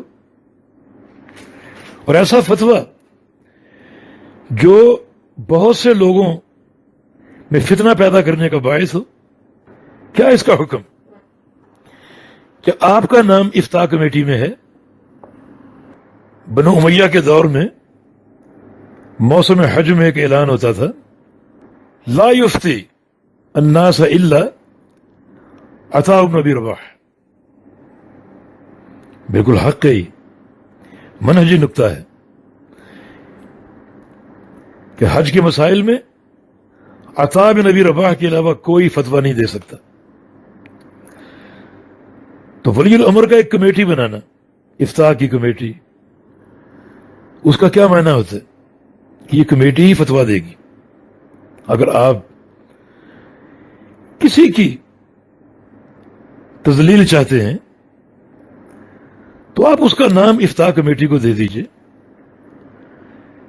اس کے دو فائدے ہوں گے. ان کی طرف سے جواب آئے گا، وہ ایک علمی جواب ہوگا. دوسرا فائدہ یہ کہ آپ بری ہو جائیں گے ایک ایسے اقدام سے جس کی زد میں آپ کے آنے کا امکان ہے. اور یا پھر آپ فتویٰ دیں اس اساس پر کہ آپ وقت کے شیخ البانی، شیخ ربیع ہیں، علمی اعتبار سے ایک پہاڑ ہے. آپ کی علمیت تو یہ ہے کہ اپنی اس ریکارڈنگ میں آپ نے ایک ہی عربی عبارت پڑھی، 2 لائنوں کی ہوگی، اس میں 3 لغوی غلطیاں آپ نے کی. ڈاکٹر صاحب آپ کتاب کا نام صحیح نہیں لے سکے. مجھے بتاؤ اقتضاء العلم والعمل کون سی کتاب ہے؟ خطیب بغدادی رحمہ اللہ کی اس نام کی کوئی کتاب موجود نہیں. 2 دفعہ آپ نے نام لیا، دونوں بار آپ نے نام غلط لیا. کتاب کا نام تک آپ کو نہیں آتا، اور ہر چوتھے دن آپ کسی کو حزبی کہہ رہے ہیں اور کسی کو تکفیری اور خارجی کہہ رہے ہیں. یہ کرام کیا ہوتا ہے؟ کرام صحابہ کرام کاف کے فتح کے ساتھ. یہ بار بار آپ نے یہ لفظ بولا اور یہ غلطی یعنی دماغ پر ہتھوڑے کی طرح برستی. ہمارے پاکستان میں پہلی جماعت کے طالب علم کو فعیل صفت مشبہ کی جمع کے اوزان پڑھائے جاتے ہیں. ان اوزان میں ایک وزن فعال ہے بکسر الفا، نہ کہ فعال بفتح الفا. قرآن میں کیا ہے؟ وَإِذَا مَرُّوا بِاللَّغْوِ مَرُّوا كِرَامًا، کرامہ تو نہیں. پھر یہ بار بار صحابہ کرام صحابہ کرام، اتنی فحش غلطی. اور آپ کا منہج کیا ہے؟ فتوے لگانا. آپ علماء سے رجوع تو کریں. شیخ ربیع، مجھے یہ شرف حاصل ہے کہ میں ان کا شاگرد ہوں. ان کے گھر جا کر ان سے پڑھا ہے بحمدللہ، ایک کتاب کا سماع کیا ہے. ان کی ایک ہی کتاب، اس کا صرف نام ہی مسئلے کو نکھارنے کے لیے کافی ہے. جماعت واحدۃ لا جماعت، صراط واحد لا عشرات، جزاہ اللہ خیر. ایک جماعت، نہ کہ بہت جماعتیں. تو شیخ ایک جماعت کا وجود مان رہے نہیں مان رہے؟ ایک راستہ نہ کہ 10 راستے. بالکل درست ہے. اور آپ اس ایک جماعت کو حزبیت کہہ رہے ہیں. اگر اس بر صغیر میں جمعیت اہل حدیث سندھ، جمعیت اہل حدیث پاکستان، جمعیت اہل حدیث ہند، جمعیت اہل حدیث بنگلہ دیش، اگر یہ حزبیت ہے تو پھر جماعت حقہ کون سی؟ اور آپ کا استدلال یعنی آپ کی علمیت کے بارے میں کیا تبصرہ کروں؟ اس پورے ریکارڈنگ میں آپ نے 2 دلیلیں پیش کی کہ صحابہ نے حجاج کے مقابلے میں جماعت کیوں نہ بنائی، امام احمد بن حنبل نے معتزلی حکام کے مقابلے میں جماعت کیوں نہ بنائی. سبحان اللہ. یہ آپ کا فہم ہے اور یہ آپ کا استدلال. یعنی استدلال اور مستدل میں کوئی مطابقت نہیں. آپ کی ان دونوں مزعومہ دلیلوں کا ہمارے اختلافی مسئلے سے کوئی تعلق نہیں. دیکھو، اگر صحابہ حجاج کے مقابلے میں جماعت کھڑی کرتے تو یہ جماعت کس کے خلاف ہوتی؟ حکومت کے خلاف. اگر امام احمد بن حنبل جماعت کھڑی کرتے کس کے خلاف ہوتی؟ حکومت کے خلاف. اور یہ بات تو متفق علیہ ہے. حکومت کے خلاف جماعت بنانا، حکومت کے خلاف جماعت کی ترویج، حکومت کے خلاف جماعت کی اقامت، یہ سب خروج ہے، بغاوت ہے. اس کا ہمارے مسئلے سے کوئی تعلق ہی نہیں. تو کیا آپ نے استدلال پیش کیا؟ اور سنو، جمعیت اہل حدیث سندھ، جمعیت اہل حدیث پاکستان یہ حکومت کے خلاف تشکیل نہیں ہوئی، بلکہ یہ دونوں جماعتیں حکومت اور ولی الامر کے اذن سے بنی. اگر گورنمنٹ اجازت دے دے ولی الامر اجازت دے دے کسی جماعت یا لجنہ یا جمعیت کی تشکیل کی، اس کو بھی حزبیت کہا جائے گا؟ شیخ صالح الفوزان حفظہ اللہ سے ایک سوال ہوا، ما حکم فتح الثغرات على ولاة الامر وفتح اللجان ومشاريع لم يأذن بها ولاة الامور،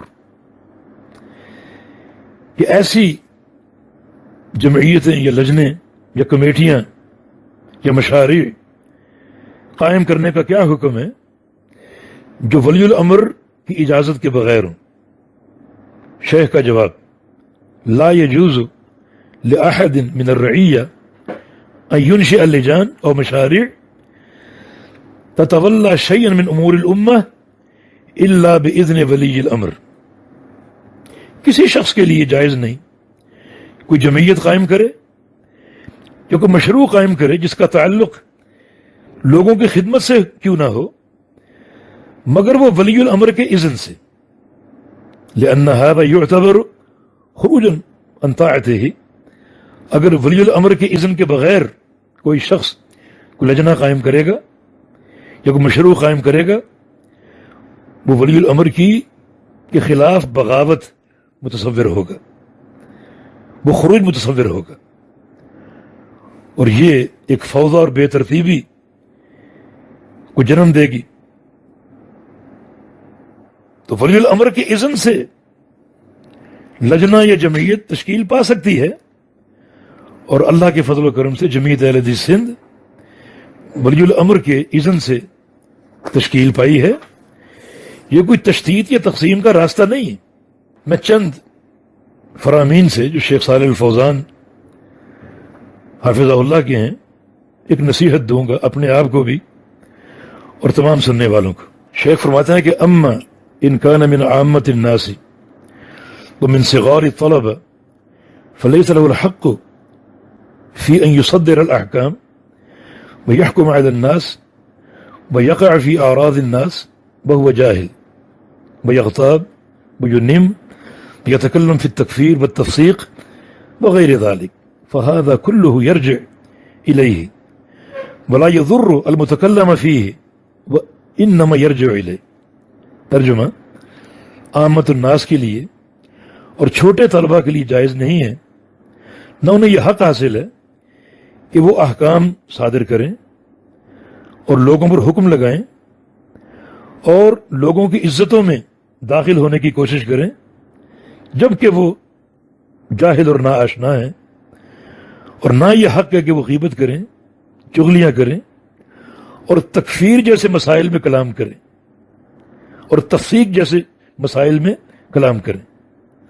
اگر وہ تکفیر یا تفسیق جیسے مسائل میں کلام کریں گے اور کسی کو تکفیری اور فاسق قرار دیں گے تو یہ سارا حکم ان کی طرف لوٹے گا، اور جن کے بارے میں کلام کر رہے ہیں ان کو اس کا نقصان نہیں ہوگا بلکہ یہ حکم انہی کی طرف لوٹے گا۔ فرماتے ہیں فعل المسلم ان یمسک لسانہ، مسلمان کی ذمہ داری ہے کہ وہ اپنی زبان کو بند رکھے، وَأَنْ لَا يَتَكَلَّفَ مَا لَا يَعْنِي، اور ایسے کلام کا تکلف نہ کرے جو اس کے لیے لا یعنی ہے اور جو اس کے لیے مفید نہیں ہے۔ شیخ کا یہ کلام الاجوبہ والمفیدہ صفحہ 177 میں مذکور ہے۔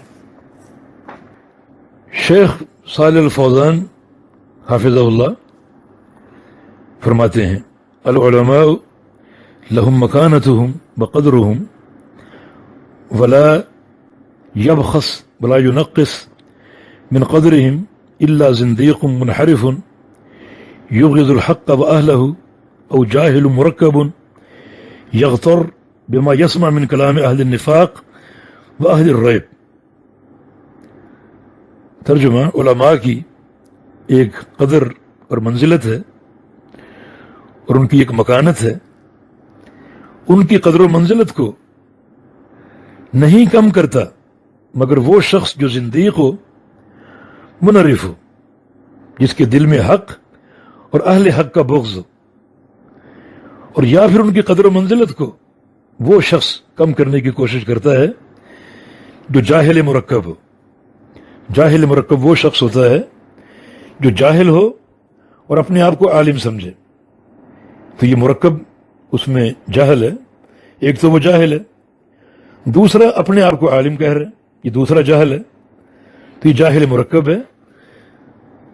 تو جاہل مرکب علماء کے مقام کو کم کرتا ہے. یغتر بما یسمع من کلام اہل النفاق، جو ادھر ادھر کی باتیں سنتا ہے، اہل نفاق کی باتیں، اہل ریب کی باتیں، اور ان سے دھوکہ کھا کر وہ لوگوں اور علماء کے بارے میں خاص طور پہ احکام جو ہے وہ صادر کرتا ہے. ہم نے جو ایک نصیحت دی ہے کہ جب افتاء کمیٹی موجود ہے جو ولی الامر نے بنائی ہے، تو اسی کو فتوے کا حق حاصل ہے اور اسی کی طرف یہ مسائل لوٹانے چاہیے.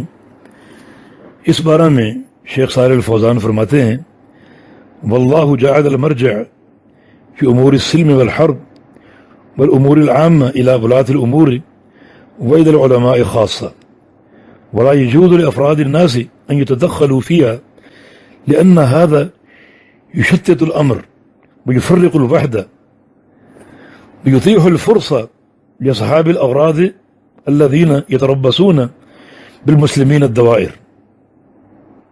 اللہ تعالیٰ نے مرجع جن کی طرف رجوع کیا، جب مرجع بنایا ہے حرب اور سلم کے امور میں اور لوگوں کے جملہ امور میں، کن کو؟ ولاۃ الامور کو جو حکام ہیں، اور کن کو؟ علماء کرام کو.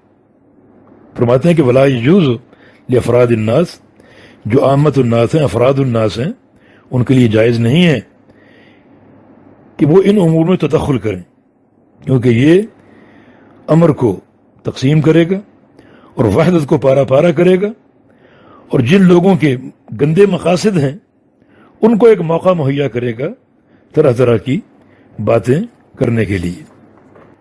شیخ فرماتے ہیں: فلا یجوز لاحد ان ينصب نفسه مرجعا للناس دون ولی الامر لان هذا من مبادئ الخروج على ولی الامر. جو شخص خود بخود اپنے آپ کو کھڑا کر لے بطور مرجع کے، لوگ اس کی طرف رجوع کریں، اسے فتوے لیں اور وہ فتوے دے، اور یہ سارا معاملہ دون ولی الامر، ولی الامر کے اذن کے بغیر ہو.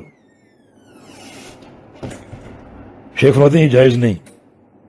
لأن هذا من مبادئ الخروج على ولی الامر، کیونکہ یہ ولی الامر پر بغاوت کے مترادف ہے. یعنی ولی الامر کی اجازت کے بغیر اگر کوئی شخص منصب افتاء پر فائز ہو اور لوگوں کا مرجع بننے کی کوشش کرے، مرجع وہی ہے نا جس کے پاس لوگ آئیں، سوالات کریں، استفتاء کریں اور وہ فتوے دے، حکم لگائے. فرماتے ہیں کہ یہ چیز جو ہے ولی الامر پر خروج کے مبادیات میں سے ہے. گویا یہ شخص بغاوت کی پہلی سیڑھی پر قدم رکھ چکا ہے. تو منہج یہ درست نہیں ہے جو طریقہ آپ نے اختیار کیا ہوا، اور نہ علماً ہم نے علمی ایک حیثیت آپ کی وعدے کی ہے. میں شیخ البانی رحمہ اللہ کا ایک کلام آپ پر پیش کرتا ہوں. یہ بھی ایک نصیحت ہے میرے لیے اور آپ کے لیے اور سب کے لیے. شیخ البانی رحمہ اللہ نے اپنی کتاب سلسلہ الاحادیث صحیحہ میں ایک حدیث پر بحث کرتے ہوئے، حدیث نمبر 2918، یہ جلد 6 القسم الثانی اور صفحہ نمبر 1003، دراصل شیخ ایک شخص سے مناقشہ کر رہے ہیں. یہ مصر کا کوئی طالب علم ہے، مناقشہ کر رہے ہیں. اس پر نقد قائم کرتے ہوئے فرماتے ہیں آپ ذرا موازنہ کیجئے گا ڈاکٹر صاحب یہ اپنا اور انصاف کا. شیخ فرماتے ہیں یضاف الی ذلک انه جاہل بالسنة والاحادیث إلى ضعف شديد باللغة العربية وآدابها حتى كأنه شبه عامي ومع ذلك فهو مغرور بعلمه. کہ وہ شخص جس کے ساتھ شیخ مناقشہ کر رہے ہیں وہ سنت اور احادیث کو نہیں جانتا، شیخ فرما رہے ہیں، اور شیخ فرما رہے ہیں اور اس کے ساتھ ساتھ لغت عربیہ کو نہیں جانتا، بڑا کمزور ہے، عربی قواعد اور نحو و صرف کے اصولوں کو نہیں جانتا، بڑا کمزور ہے. وہ ایک عامی شخص کی طرح، یعنی کوئی عالم دین نہیں ہے بلکہ ایک عامی شخص کے مشابہ ہے، مگر وہ اپنے علم کے ساتھ مغرور ہے. اس کا زعم یہ ہے کہ میں عالم ہوں، مگر وہ عالم نہیں بلکہ وہ عامی. اور شیخ البانی رحمہ اللہ نے ان کی نحوی 3 غلطیوں کی نشاندہی کی. وہ تینوں غلطیاں مذکور ہیں صفحہ نمبر 1008 سلسلہ احادیث صحیحہ میں. تینوں غلطیاں مذکور ہیں. یعنی ہم جو آپ کی لغوی اور نحوی غلطیوں کی نشاندہی کرتے ہیں تو یہ ضروری ہے، اس لیے ضروری ہے کہ جو شخص لوگوں کی زوات پر حکم لگاتا ہے وہ خود کتنے پانی میں اور خود وہ کہاں بیٹھا ہے، خود اس کا علمی مستویٰ کیا ہے، بھائی ترتیب کیا ہے، پہلے لغت پڑھنا یا مفتی بننا. ایک شخص مفتی بن جائے لغت نہیں جانتا تو یہ بات ممدوح نہیں ہے. دیکھیں رسول اللہ صلی اللہ علیہ وسلم کی ایک حدیث ہے، من کذب علی متعمدا فلیتبوأ مقعدہ من النار، کہ جو شخص مجھ پر جان بوجھ کے جھوٹ باندھے اپنا ٹھکانہ جہنم بنا لے. بہت سے علماء کا کلام ہے، اور میں نے یہ کلام شام کے محدث علامہ قاسمی جمال الدین قاسمی رحمہ اللہ کی مایہ ناز کتاب قواعد التحدیث میں پڑھا ہے. فرماتے ہیں کہ جو طالب علم نحو و صرف پر محنت نہیں کرتا، قواعد پر محنت نہیں کرتا، وہ اس حدیث کی وعید میں داخل ہو سکتا ہے کہ جو مجھ پر جان بوجھ کے جھوٹ باندھے وہ اپنا ٹھکانہ جہنم بنا لے. ظاہر ہے کہ جب وہ قواعد نہیں پڑھے گا، حدیثیں پڑھے گا اور فتوے دے گا تو وہ غلطی تو کرے گا. اللہ کے پیغمبر کی حدیث میں ایک لفظ منسوب ہے، وہ اس کو مرفوع پڑھ رہا ہے، مرفوع کو منسوب پڑھ رہا ہے، تو یقیناً وہ غلطی ہوگی. اور یہ لحن نبی علیہ السلام پر جھوٹ باندھنا ہے. حدیث میں وہ لفظ مرفوع ہے، آپ اس کو منسوب پڑھ رہے ہیں، یہ لحن جو ہے نبی علیہ السلام پر جھوٹ باندھنے کے مترادف ہے. شیخ البانی فرماتے ہیں کہ یہ شخص جو ہے یرفع المنصوب و مرارا و تکرارا، بار بار منصوب کو مرفوع کر رہا ہے، لفظ منصوب ہے اور اس کو مرفوع کر رہا ہے. آپ نے بھی اسی طرح کیا ہوا ہے، یعنی بار بار، یعنی 4 غلطیاں. ایک جو پچھلی غلطی آپ نے اصرار کیا کہ اس غلطی کی نشاندہی نہیں کی، نشاندہی اس لیے نہیں کی کہ لوگ ہنسیں گے. وہ غلطی طفل مکتب بھی نہیں کرتا. آپ کے الفاظ یہ ہیں کہ اسأل اللہ ان یجعل عملنا خالصا. عملنا لام کے ضمہ کے ساتھ آپ نے پڑھا ہے. یہ غلطی ہمارے ہاں ایک طفل مکتب بھی نہیں کرتا، ہم نے وہ چھپائی تھی تاکہ تضحیق نہ ہو. یعنی جعل یجعل کا باب، آپ یہ بات نہیں جانتے، اس کے 2 معنی، بمعنی سارا اور بمعنی سیارہ. جب سیارہ کے معنی میں ہوگا اس کے 2 مفعول ہوں گے، اور یہاں بمعنی سیارہ ہے، اس کے 2 مفعول ہیں، ایک عمل اور ایک خالص. عبارت یوں تھی ان یجعل عملنا خالصا، آپ نے پڑھا ان یجعل عملنا خالصا، منصوب کو مرفوع کر دیا. جو شیخ البانی رحمہ اللہ نے اس پر نقد کیا کہ تم بار بار مرفوع منصوب کو مرفوع کر رہے. اور جو باقی 3 غلطیاں، وہ جو آپ نے امام مالک رحمہ اللہ کا قول پڑھا، اس چھوٹی سی عبارت میں 3 غلطیاں آپ نے کی. اس میں جو ضاربہ ہے، ضاربہ عبداللہ زیدن، آپ نے ضاربہ کو ضرب پڑھا ہے مصدر. آپ کو شبہ کہاں پیدا ہوا کہ پیچھے من ہے اور من اسم پر داخل ہوتا ہے، حالانکہ وہاں من جو ہے یہ کلام کی حکایت کے لیے، اور ماضی آ سکتا ہے اس کے بعد. آپ کلام کی حکایت کر رہے ہیں اور حکایت کلام میں ضرب ہے نہ کہ ضرب. مصدر بنا کر اس کلام کا فائدہ نہیں بنتا، اس کو آپ نے ضرب پڑھا. اچھا، اگر ضرب آپ نے پڑھ لیا، مصدر پڑھ لیا، تو ڈاکٹر صاحب مصدر کا جو عمل ہے ہمیشہ وہ ما بعد کی طرف مضاف ہوتا ہے، خواہ وہ ضمیر ہو یا اس میں ظاہر ہو. ہمیشہ اس کا ماں بعد مجرور ہوگا. آپ نے مصدر تو بنا دیا اس کو، لیکن ماں بعد کو مرفوع پڑا، من ضرب عبداللہ ہے، فحش ترین غلطی. اور آگے آپ نے ضربہ پڑھا، لیکن ضربہ زید عبداللہ ہے، مفعول کو مرفوع پڑا. یعنی چھوٹی سی عبارت میں آپ نے، 2 لائن کی عبارت میں آپ نے 3 غلطیاں کی. میں نے جو غلطی کی نشاندہی کی تھی اس کا حق یہ تھا کہ آپ اس کو قبول کرتے اور کسی طالب علم سے نحو پڑھتے، لغت پڑھتے، کیونکہ آپ دروس دیتے ہیں. ہم چاہتے ہیں کہ اس کی منفعت لوگوں تک پہنچے اور کسی غلطی کے بغیر پہنچے. اور آپ نے تعنت کا مظاہرہ کرتے ہوئے اپنی غلطی کو ہمارے شاگرد عثمان صفدر حافظہ اللہ کی غلطی کی آڑ میں چھپانے کی کوشش کی. ڈاکٹر صاحب عثمان صفدر ہمارا شاگرد ہے اور ہماری نگرانی میں کام کر رہا ہے. واللہ اگر وہ 20 غلطیاں بھی کرے تو وہ قابل قبول ہے، کیونکہ اپنے اساتذہ کی نگرانی میں کام کر رہے ہو، اس کی اصلاح ہو رہی. اور عثمان صفدر مفتی نہیں ہے، وہ لوگوں کی عزتوں کو نہیں اچھالتا اور نہ وہ کسی پر فتوے دیتا ہے. ایسے طلبہ، مؤدب طلبہ اگر وہ غلطی کریں گے ان کی بار بار اصلاح ہوگی، اور اس اصلاح سے انسان سیکھتا ہے. اس کا کیا کہنا جو فتوے کی مسند پر بیٹھ جائے؟ بڑا کڑا امتحان ہے. امام مالک رحمہ اللہ جیسا محدث اس وقت تک افتاء کی مجلس پر مسند پر نہیں بیٹھا جب تک وقت کے 70 علماء نے گواہی نہ دی. اور آپ تو اس افتاء پر فائز ہیں جس کا تعلق لوگوں کی ذات کے ساتھ ہے، جس میں کوئی دوسرا راستہ ہے ہی نہیں.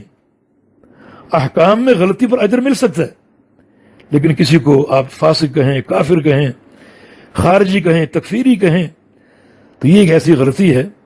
اگر وہ تکفیری یا خارجی ہے تو اللہ کے سپرد، اور اگر نہیں ہے تو وہ حکم آپ کی طرف لوٹے گا. تو یہ انتہائی ایک خطرناک معاملہ.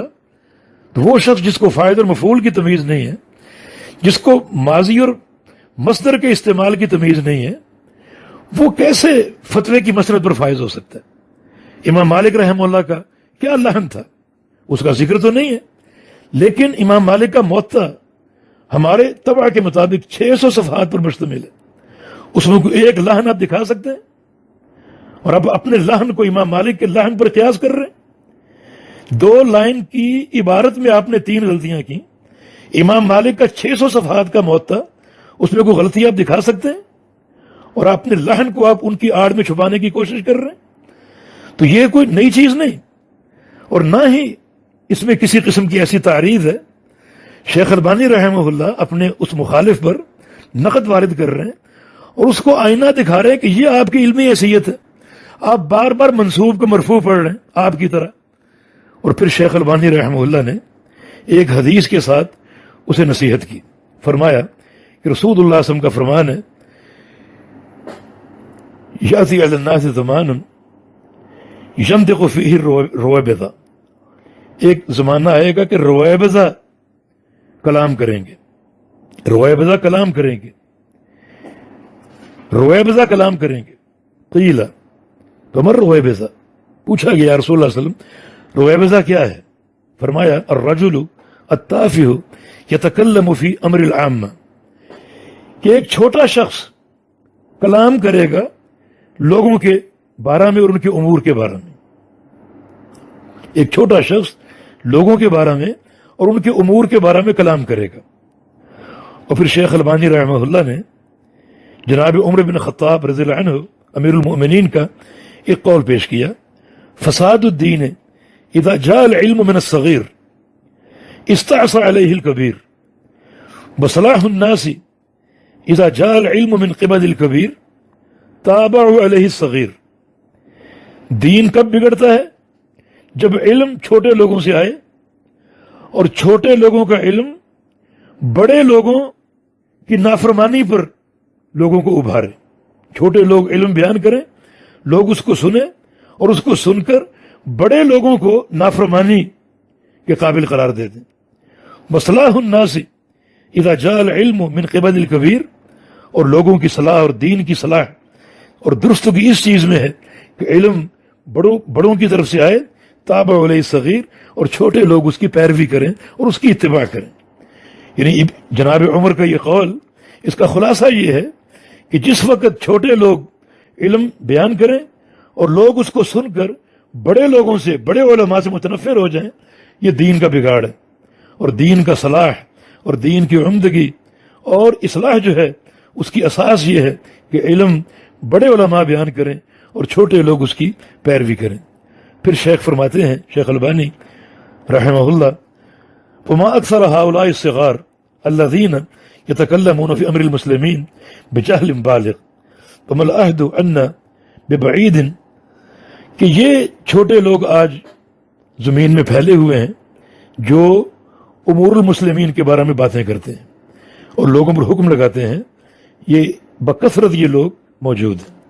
میں نصیحت دوں گا اپنے آپ کو بھی، آپ سب کو بھی، کہ اس حدیث کی روشنی میں غور کریں. اور بالخصوص جو اس ریکارڈنگ کے بعد میں نے جو مجھ سے لوگوں نے رابطے کیے دنیا بھر سے، اور اکثر نے یہ کہا کہ ہم اس کا جواب دیتے ہیں، میں نے منع کیا. اور دنیا بھر کے لوگوں نے مجھے آپ کی یعنی ڈاکٹر مرتضیٰ اور جو ان کے گروہ کے چند نوجوان ہیں ان کی حقیقت سے آگاہ کیا. میں نہیں جانتا تھا، مجھے معلوم نہیں تھا یہ گروہ کون ہے. اور میرے علم کے مطابق یا میری اطلاع کے مطابق ہر جگہ یعنی چند چھوٹی عمر کے نوجوان بیٹھے ہوئے ہیں جو مسائل بیان کرتے ہیں، فتوے دیتے ہیں، اور خاص طور پہ آراد العلماء اور امور الناس میں کلام کرتے ہیں. کوئی ایک اپنے اندر شخص بتائیے جس نے کسی عالم دین کے سامنے بیٹھ کر سبقاً صحیح بخاری پڑھی ہو. کسی ایک عالم کی نشاندہی کیجئے جس نے سبقاً صحیح بخاری پڑھی ہو. تو کیسے یہ جرت اور یہ اقدام کیا جا سکتا ہے؟ اللہ تعالیٰ کا خوف ہونا چاہیے.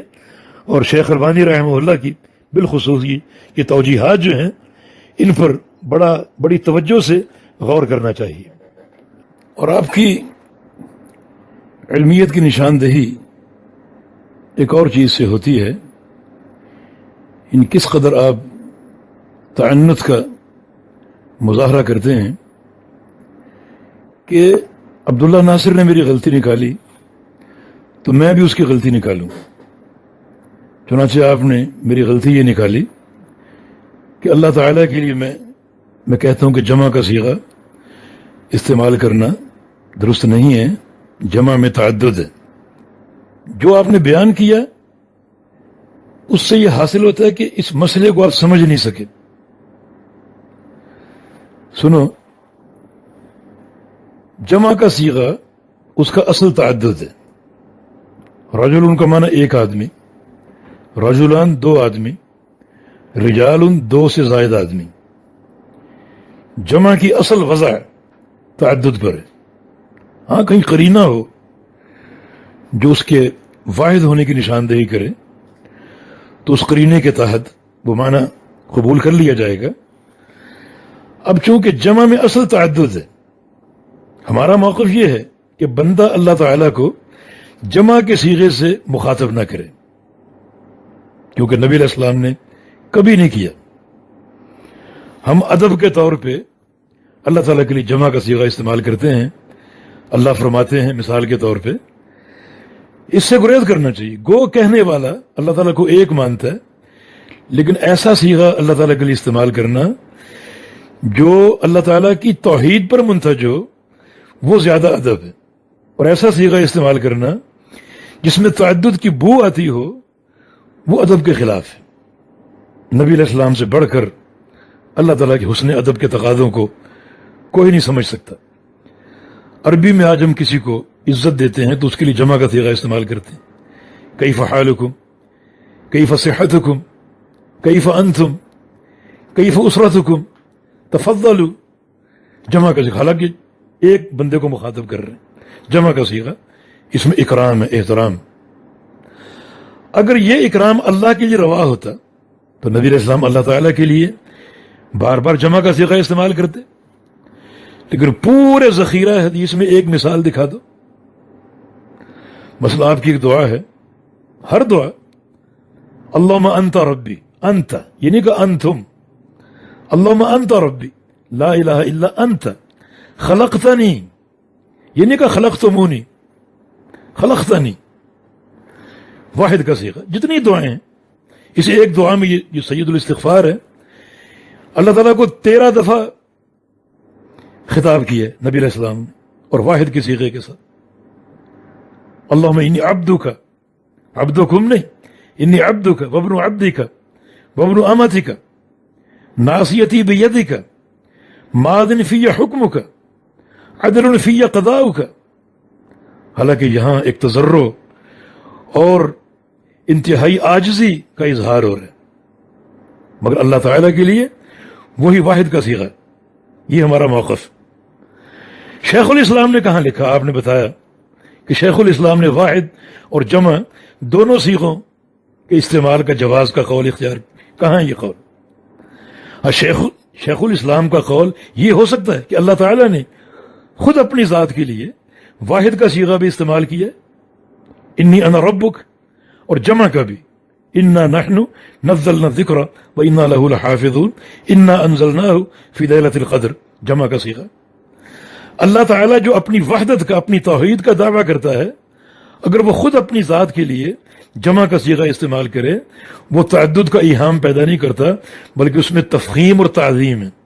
اللہ تعالیٰ کی تعظیم شان، اللہ تعالیٰ کی جلالت اور اس کی رفعت قدر اور اس کی ہیبت.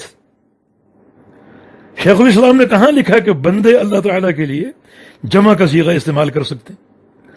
تو اس مقام کو آپ سمجھ نہیں سکے، بلکہ محض ایک آپ نے بدلہ لینا چاہا کہ فلاں نے میری غلطی کی نشاندہی کی، میں بھی اس کی غلطی کی نشاندہی کروں، حالانکہ بات بنتی ہی نہیں، وہ غلطی ہے ہی نہیں، آپ کے فہم کا قصور ہے.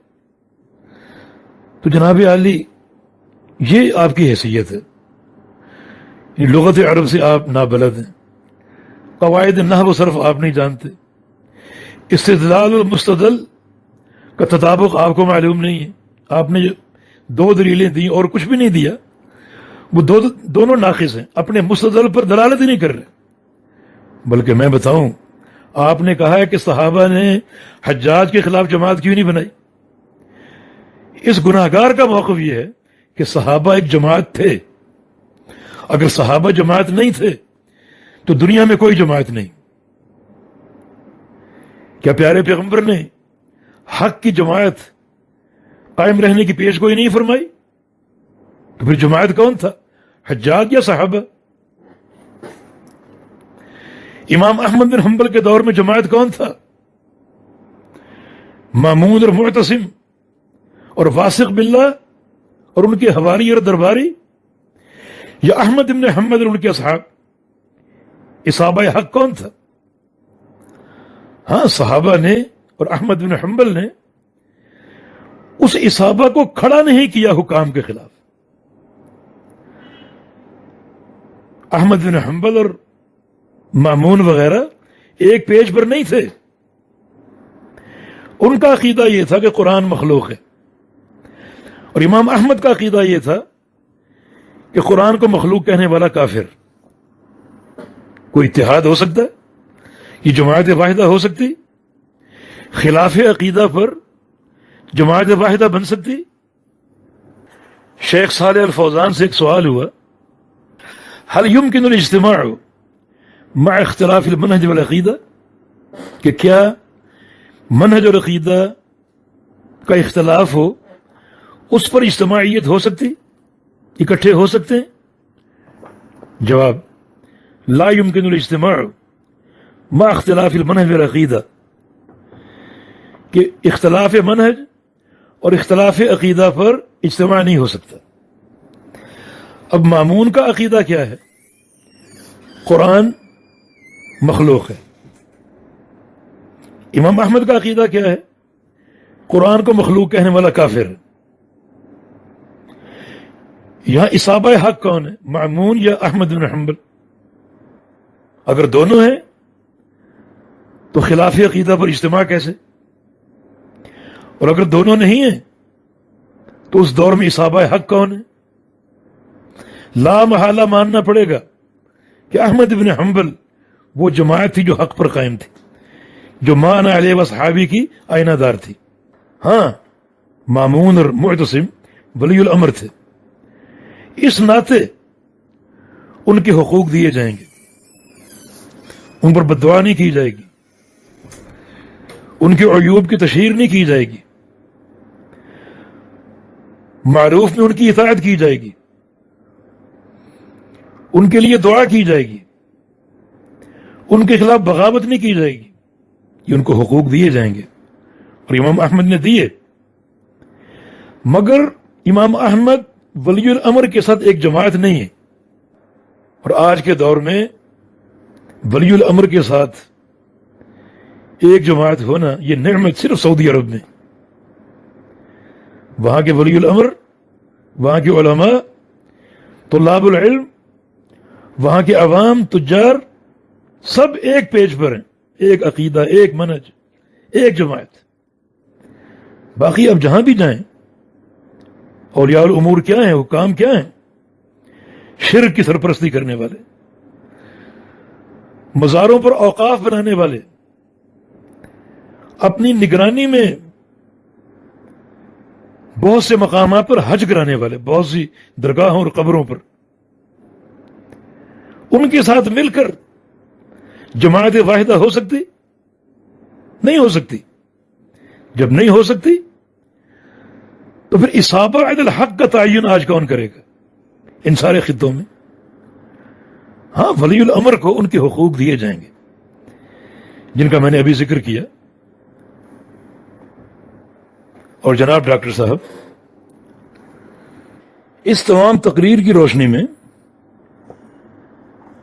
عہد الحدیث حزبیت نہیں ہوگا، جماعت اہل حدیث کہہ لو، جمعیت اہل حدیث کہہ لو، حزبیت ہو ہی نہیں سکتا، بلکہ یہ وہ اصل جماعت ہے جس کے وجود کی نبی علیہ السلام نے پیش گوئی فرمائی۔ چنانچہ ایک سوال شیخ صالح الفوزان سے ہوا، هل السلفیۃ حزب من الاحزاب وهل الانتصاب لها مذموم،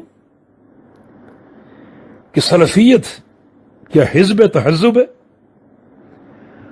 اس کی طرف نسبت مذموم ہے؟ شیخ نے جواب دیا، السلفیہ ہی الفرقۃ الناجیہ، سلفیت فرقہ ناجیہ ہے، وہم اہل السنہ والجماعہ، اور یہی اہل السنہ والجماعہ ہے، لیست حزب من الاحزاب، یہ حزب نہیں ہے جو احزاب ہم نے مختلف جماعتوں کو نام دیے ہیں، مختلف فرقوں کو، ان میں سلفیت نہیں ہے۔ شیخ کا یہ جواب سعودی عرب کے لیے، وہاں اہل حق کا جو تشخص اور شناخت اور پہچان ہے وہ سلفیت کے لفظ کے ساتھ ہے۔ اب آپ بر صغیر میں آ جائیں اسی سوال کو لے کر، اور سلفی کی جگہ عہد الحدیث لگائیں، کیونکہ یہاں عہد الحق کی شناخت جو ہے وہ عہد الحدیث کے لقب کے ساتھ اور نام کے ساتھ ہے۔ اب سوال یوں بنے گا کہ کیا عہد الحدیث ہونا ایک حزبیت ہے؟ جواب یہی ہوگا کہ عہد الحدیثیت فرقہ ناجیہ ہے، حزبیت نہیں ہے۔ یہی سوال آپ لے کر مصر چلے جائیں، وہاں سوال یوں ہوگا کہ کیا انصار السنہ حزبیت ہے؟ جواب یہی ہوگا، کیونکہ مصر میں اہل حق کی شناخت انصار السنہ ہے۔ جواب یہی ہوگا کہ انصار السنہ حزبیت نہیں ہے، بلکہ وہ وَإِنَّمَا هُمْ جَمَاعَةٌ عَلَى السُّنَّةِ وَالدِّينِ، بلکہ وہ سنت اور دین پر ایک صحیح جماعت ہے۔ تو اس پہلی جماعت کا تشخص آپ کو ماننا پڑے گا، اور افسوس یہ کہ آپ اسی جماعت کو حزبیت قرار دے رہے ہیں۔ تو اگر یہ جماعت حزبیت ہے تو پھر یہاں اصابہ الحق کون ہے، اس کا تعین کر کے جاؤ، اس کو واضح کر کے جاؤ، یا پھر یہ اعلان کر دو کہ عربوں پر مشتمل یہ آبادی بر صغیر کی طائفہ منصورہ سے خالی، اور اگر نہیں کر سکتے تو پھر وہ طائفہ منصورہ کون ہے، اس کا تعین ہونا چاہیے۔ اور پھر آپ کوئی اکابرین موجود ہوں آپ کے پاس، ان سے پوچھیے اور ان سے پوچھ کر بات کیجیے، کیونکہ یہ مسئلہ لوگوں کی ذوات کے ساتھ ہے، اور صرف عبداللہ ناصر کے ساتھ نہیں بلکہ ہزاروں علماء کے ساتھ. اور میں بتا دوں بر صغیر میں بحمد اللہ ہزاروں علماء موجود ہیں. ہاں بقول آپ کہ آپ نہیں جانتے، آپ عالم الغیب تو نہیں کہ جدہ میں بیٹھ کر آپ جان لیں کہ عالم ہیں یا نہیں. آپ آئیے، علماء سے ملیے. یہاں سینکڑوں ادارے ہیں، ہر ادارے میں شیوخ الحدیث ہیں جنہوں نے وہ کتابیں پڑھی ہیں جو سعودی عرب میں داخل نصاب نہیں ہیں. ہر فن میں بحمد اللہ. اس نصیحت کا دائرہ کار میں تھوڑا سا اور پھیلاؤں گا، کیونکہ میں نے ایک 2 فٹ کے بونے کو سنا ہے جو شیخ عبد المحسن بن حمد العباد پر زبان درازی کر رہا تھا. آپ کے گروہ سے اس کا تعلق. شیخ صالح الفوزان پر جرح کر رہا تھا، شیخ ابن جبرین پر جرح کر رہا تھا. کوئی نصیحت اور خیر خواہی نہیں ہے. تو ہم نے ایک آئینہ آپ کو دکھایا ہے آپ کی علمی حیثیت کا، اور مجھے معلوم ہے کہ بہت سے لوگ آپ کا دفاع کریں گے. وہ اللہ پاک کا ایک فرمان سن لیں، ہا انتم ہؤلاء جادلتم عنہم فی الحیات الدنیا فمن یجادل اللہ عنہم یوم القیامہ ام من یکون علیہم وکیلا. کہ تم لوگ ان کی طرف سے جھگڑتے ہو، ان کا دفاع کرتے ہو دنیا کی زندگی میں. کل جب قیامت قائم ہوگی اور اللہ اپنے سامنے کھڑا کر کے کہے گا اب جھگڑو ان کی طرف سے، اب ان کا دفاع کرو، تو دفاع کر لو گے؟ اس وقت کس کو وکیل کرو گے؟ اللہ تعالیٰ کے اس فرمان پر غور کرتے رہو. دوسرا نقطہ، اگر آپ غور کریں تو آپ خود اور آپ کا عمل حزبیت بن چکا ہے. بعض جگہوں پر آپ کے کچھ نوجوان موجود ہیں جو کٹے ہوئے ہیں علماء سے اور اہل الحدیث سے، اور مساجد تک میں بعض لوگ حاضر نہیں ہوتے. یہ تقسیم نہیں ہے، افتراق کا راستہ نہیں ہے. اور مجھے صحیح یاد آیا، آج سے کوئی 18 سے 20 سال قبل کا ایک واقعہ. میں عمرے کے لیے گیا ہوا تھا. کچھ برطانیہ کے نوجوان حرم میں مجھے ملتے ہیں اور مجھے انہوں نے چائے کی دعوت دی. تو ہم حرم سے نکلے کسی مطعم کی طرف. سامنے سے کچھ اور نوجوان، وہ بھی برطانیہ سے تعلق رکھتے تھے، آ رہے تھے. انہوں نے ملاقات کی اور وہ سامنے سے آنے والے ان نوجوانوں جو میرے ساتھ تھے ان پر کچھ انگریزی میں کلام کرنے لگے، گفتگو کرنے لگے، حتیٰ کہ اس قدر غضبناک ہو گئے دونوں پارٹیاں کہ ان کے منہ سے جھاگ نکل رہی اور قریب تھا کہ وہ لڑ پڑتے، گتھم گتھا ہو جاتے. لیکن باہر کف میں نے الگ کیا اور لے گیا ان کو. اور میں نے کہا کیا معاملہ؟ تو بتاؤ یہ تقسیم، یہ لڑائی جھگڑا، یہ تفرق اور تشدد اس سطح پر کب سے شروع ہوا؟ تو یہ ایک حزبیت مذمومہ کی شکل. اگر آپ غور کریں تو یہ ایک تفریق کا راستہ آپ لوگ پیدا کر چکے ہیں. واللہ تعالی عالم. هذا وصلی اللہ علی نبینا محمد وعلى آلہ وصحبہ وبارک وسلم. سبحانک اللہم ربنا وبحمدک اشہد ان لا الہ الا انت استغفرک واتوب الیک.